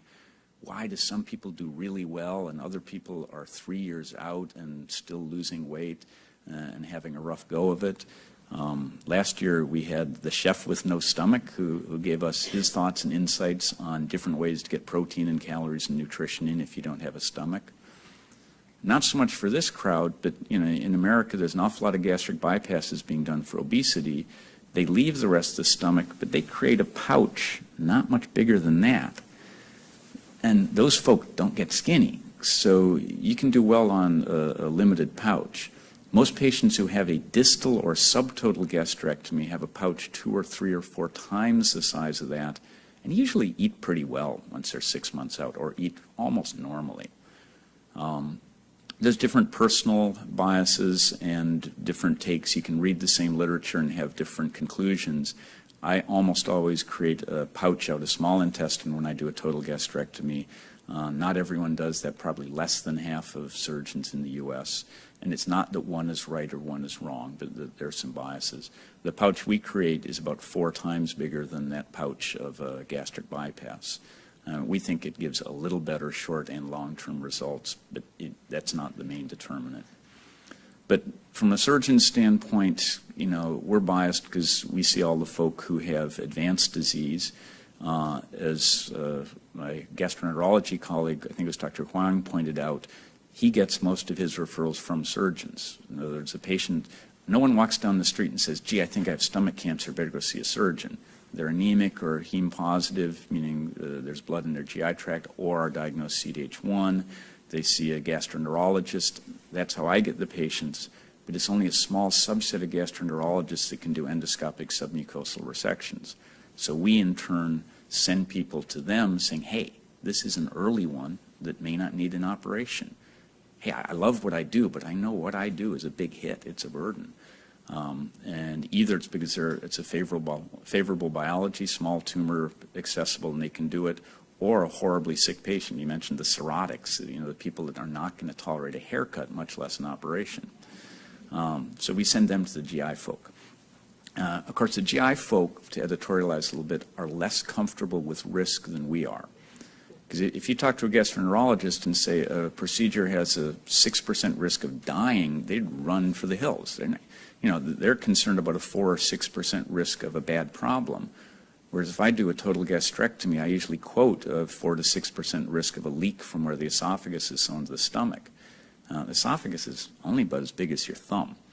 And, the stakes go up considerably when you're doing the total gastrectomy as opposed to distal. Stowing to the rest of the stomach is pretty easy. I quote a leak rate of about 2% in the rest of the stomach, and this is for a high-volume surgeon. And the same would be true at Hutchinson or Mayo Clinic or Cleveland or Memorial, but half of the surgery is not done at those places, and the leak rates and risks you could probably just effectively double. So from the surgery standpoint, yes, it's a big deal. Yes, your day's in the hospital. Not quite as much as the data shown from Korea. In Korea, they tend to keep you in the hospital until you're eating steak dinner and skipping down the hallway. But seriously, culturally, people stay in the hospital days and days and days. The major U.S. center distal gastrectomy goes home on day 4, 3, 4, 5. total gastrectomy day 5, 6, 7, 8, and they had an average 9.6. So in the Western major centers, you're not in the hospital quite as long, but still, that's not an outpatient procedure like an endoscopy. Or the submucosal resections, they usually keep you overnight, just to make sure. And if they're concerned, they call me and say, just be available in case there's any issue, which, as Dr. Huang pointed out, he's not had a perforation. It's a low risk.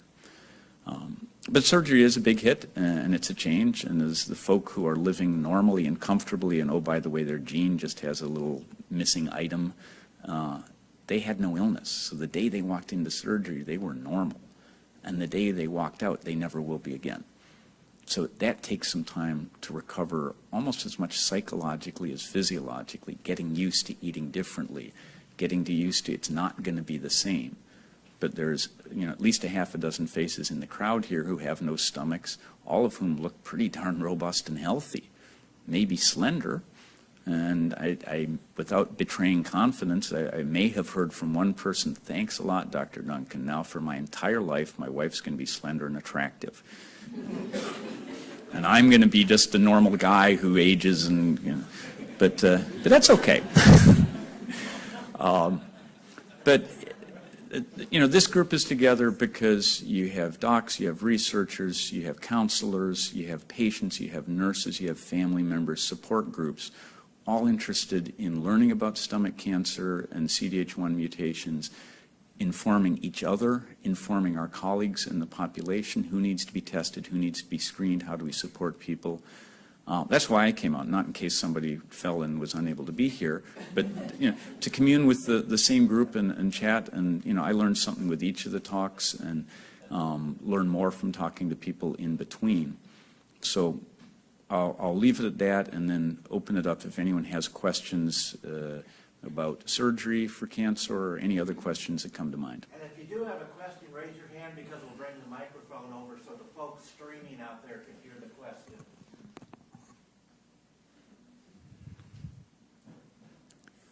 So being CDH1 positive, is there a specific age that you would recommend going through with everything else is fine, healthy, except for that So genetic mutation? the standard recommendation would be between age 20 and 30, or you sort of wait until you're at least 18 to 20. Now, if you have a family member who's diagnosed at age 20, I would not wait till age 30. But I'm older than that already, so. So about 5 to 10% of people with CDH1 will have cancer before age 30. Okay. So if the point is the majority are later, but 5 to 10%, that's a dice I wouldn't want to roll. Sure.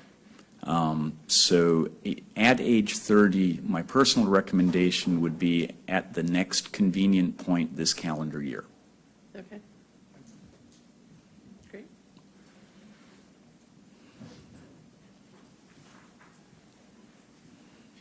Hi, I'm a genetic counselor locally, and I'm kind of newer to my own profession. And I think this is such a unique opportunity to get to hear from a lot of people who've been diagnosed with a CDH1 mutation. And you talk to this psychological journey that someone goes through, especially if they're diagnosed without any cancer.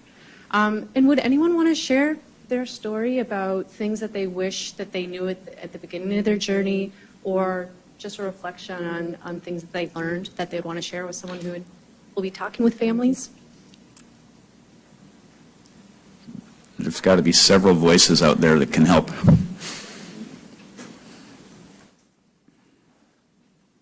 So, hi, I'm Gretchen. I'm a member of the board of NSMC. I'm CDH1 positive, obviously. And so I found out I had the mutation in 2009, but it took me 2 years to decide to have the total gastrectomy because I just couldn't wrap my head around it.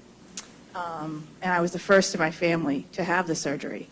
So they also couldn't wrap their head around it. So I remember telling my sister, who is also positive at the time, that she was trying to make a decision. I said, well, you got to be a little crazy to do this because you have brilliant minds telling you that you have an 80% chance of having stomach cancer, but you're fine.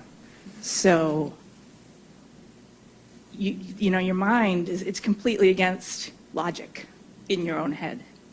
But you have to trust in that.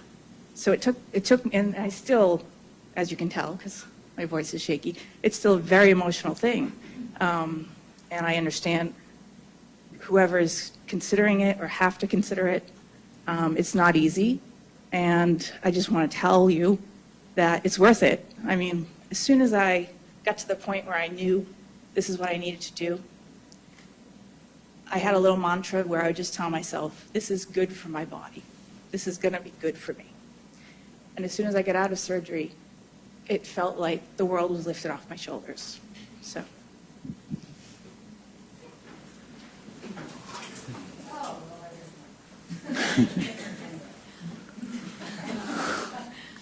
Hi, my name is Terry Beach. I'm also a member of the board of directors for No Stomach for Cancer.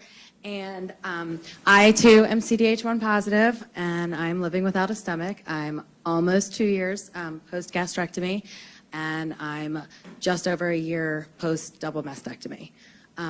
Our family was a little bit different. My father was diagnosed with stomach cancer in 2014, July of 2014, and had his surgery. We didn't know about CDH1. So we just thought it was stomach cancer, and they wanted to save part of his stomach so that he could have, you know, a semi-normal life. And he went through chemo and radiation. It was stage 2, and in February of 2015, he was talking to his oncologist, and they were discussing family history. And because his mother and his grandmother and his first cousin all had lobular breast cancer, the oncologist thankfully knew about CDH1 and said, I know you're the first person in your family with stomach cancer, but let's go ahead and get you tested. So long story short, he was tested in February. He came back positive. I was tested in March, found out in April I was positive, and went into the genetic counselor to discuss our options before we got the results back. And it was basically 100% chance that I will definitely get a total gastrectomy if I'm positive, because I have 2 children and I want to be around for them. So we found I was positive, and 3 months later had my surgery. Long story short, I've, knock on wood, had no complications. Pathology did come back that said that I had gastric cancer cells in my stomach. They just had not become active yet. I was 42 years old at the time, and so I was in that age range. My dad was 67. You know, so we're hoping that in our family, we have a 13 and 15-year-old, and they will be tested when they're 18, but we're hoping that maybe, you know, it's not going to happen early, that because we were all later, you know, that we're praying for negative testing anyway, but if they came back positive. But like Dr. Duncan says, like, you know, Stephanie was 20. We know people through the network of stomachless people who have had children, you know, 17 years old, 19 years old, that they're like, you know, hey, my son and daughter were positive and had stomach cancer this young. So it's this whole thing of, I wish someone could tell us what the right thing to do is, but you have to basically figure out what's the right thing for you and your family. I am living a completely normal life. Ran a 5K at Thanksgiving, went water skiing 3 months after my mastectomy. So you can live a normal life again. And I do actually eat better than my husband and everyone else in my family. So Dr. Duncan is correct. Yes.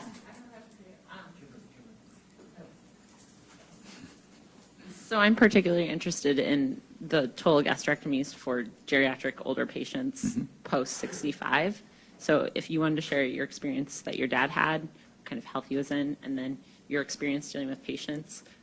My father's pretty high risk. He's a cancer survivor. He had oral cancer, but he has the mutation, so just trying to look at options. Go ahead, Terry.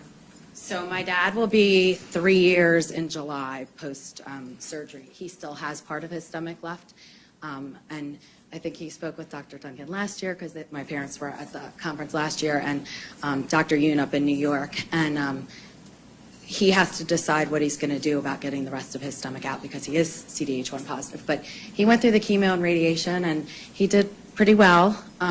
He was back to playing in the backyard with the kids 8 weeks afterwards. So I guess if you're healthy going in, it's probably better, but you would have more knowledge than I. Sure.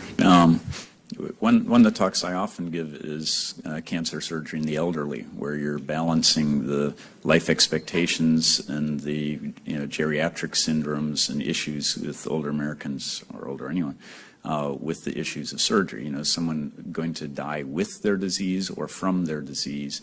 Are they going to make it through the operation? And while we don't necessarily know how long someone has to live, the insurance companies do, because that's how they make their money.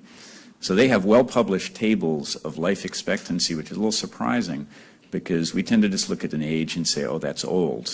The oldest gastrectomy I think I've done was about 94 or 95, a fellow with aortic stenosis, which means you just shouldn't have rapid blood loss, but otherwise they do fine. The oldest person I've operated that took a colon cancer out of a guy who was 101. So I'm waiting for a 102-year-old to set the next record. But the point is, it isn't the number. And the reason I actually use the life insurance tables, if you look at, and I might be a little off in the quoting, but if you look at, say, a 92-year-old woman who's in the top quartile of health, meaning looks pretty good, is up and around, goes to the mall, gets her hair done, that person on average lives about 6-7 years. Whereas a 92-year-old in the bottom quartile, poor health, on average lives 1.5 years. And so you can look at that by age and then say, all right, so a 65-year-old who's in reasonable shape, may have hypertension, diabetes, whatever. All the 65-year-olds have hypertension, diabetes. All my patients have that. On average, they live 10, 12, 14 years. So you have to know what's the rough life expectancy to begin with, and then the issues. Do they have coronary disease, kidney disease, lung disease? Sleep apnea doesn't count. Things that would put them at a higher risk of coming through an operation. But certainly, and as I get older, 65 doesn't seem so old anymore, but I have a decade before I get to that. But yeah, there's plenty of folk 50, 60, 70, 80 that do extremely well with surgery and wouldn't turn it down. On the other hand, if you're 81 years old and haven't had stomach cancer yet, do you really need to do a prophylactic gastrectomy? So we said 80%. Well, that's 80% over a lifetime. So I'm not the statistician, but if you've already lived 80 years, I'm not sure you still have an 80% chance. You've probably gone through most of that. So I don't know that it's worth it at that point, and it sort of depends a little on, what's your family history. If you've had family members die of this cancer, you're much more likely to do something. Could you just elaborate on older patients that have other complications like Barrett's esophagus? Yeah. So Barrett's esophagus puts you at risk for adenocarcinoma at the GE junction, which biologically is slightly different, but it's overlapping. So I'll take those out too. But on the whole, of all people with Barrett's, if you don't have dysplasia, the risk of cancer is single digits, 1 or 2%. So just having that wouldn't make me do anything else on pretty much any other aspect of your health care. In terms of, so just for Barrett's. I see. So with the CDH1, you do a total gastrectomy and get just onto esophagus and just onto duodenum, so you've got the entire stomach. You can go further up the esophagus, and you can actually do it all through the abdomen, just open the diaphragm a little bit and gets you part way up. However, the further up you go, it's a bigger operation. And if you're actually trying to eradicate or do something about the Barrett's, now that's an awfully big operation, which I can't imagine would be worthwhile. And we certainly wouldn't do it for esophageal cancer as a prophylactic operation. So my answer is, the heck with the Barrett's, just do the, if you're having surgery and the rest you're fit for the other reasons, just do the total gastrectomy. You still have Barrett's, but your risk of that being cancer is still quite small. So to kind of ignore the Barrett's would be the answer in that setting. Yes?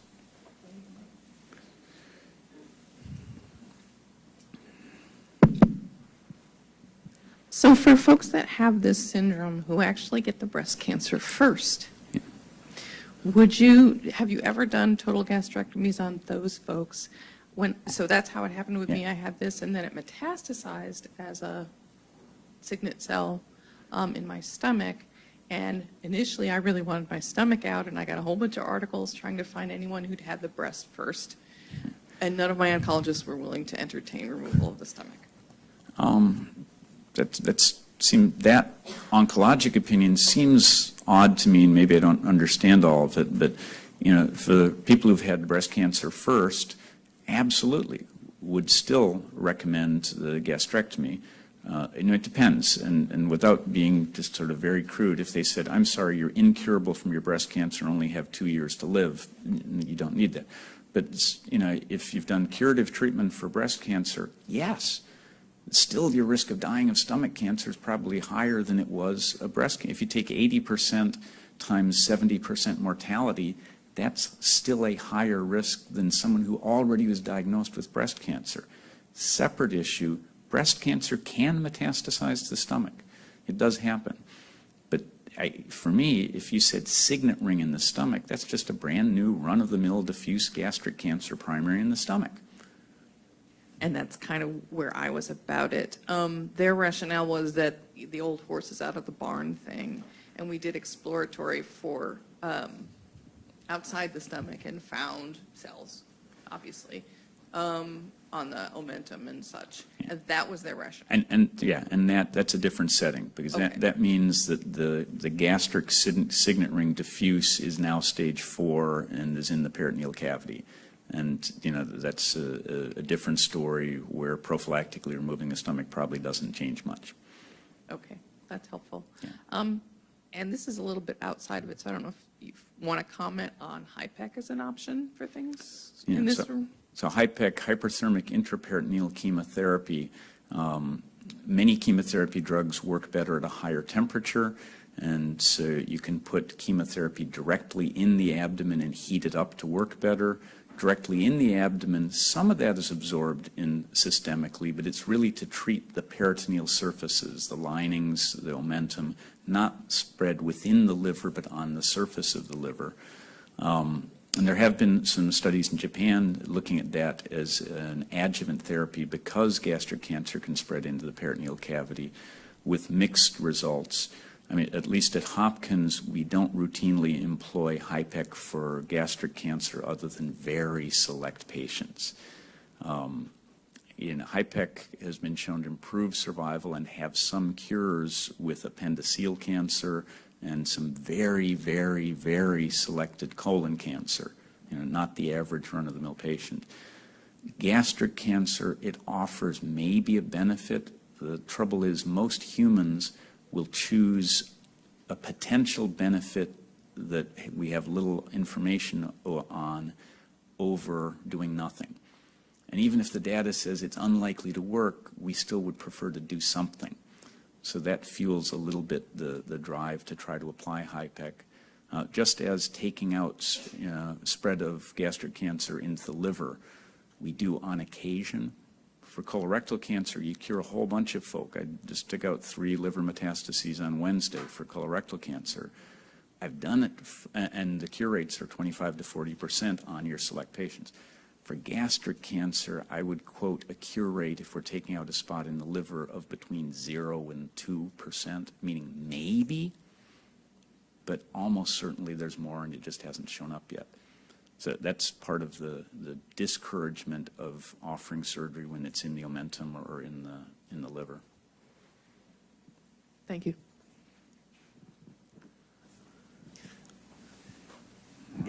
It was just like we planned it this way.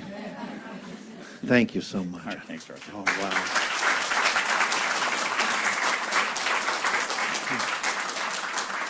Well, we do wish Dr. Grady well.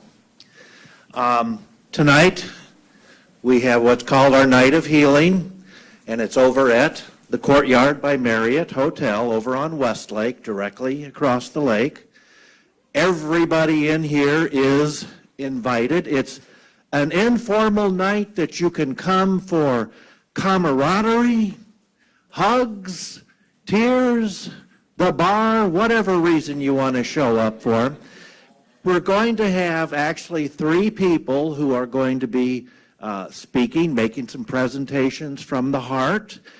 And then we'll have opportunities to do this kind of sharing. It's your night. We just want to make darn sure that you show up. Bring anybody that you know or in your family who might just want to hear about this. Starts at 6:30. When you walk in the front door, you turn left, and there'll be a little room right down over there. So I just want to end this on one personal note from me to everybody in this room. We have talked about a lot of serious stuff today. And I'm speaking from someone who has not been affected by cancer, but live in the cancer world through No Stomach for Cancer. And you may have noticed I've tried to keep things light. You have to have some humor. You just have to.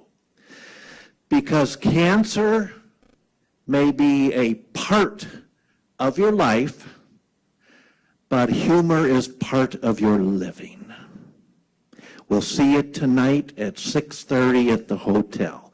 Thank you all for coming.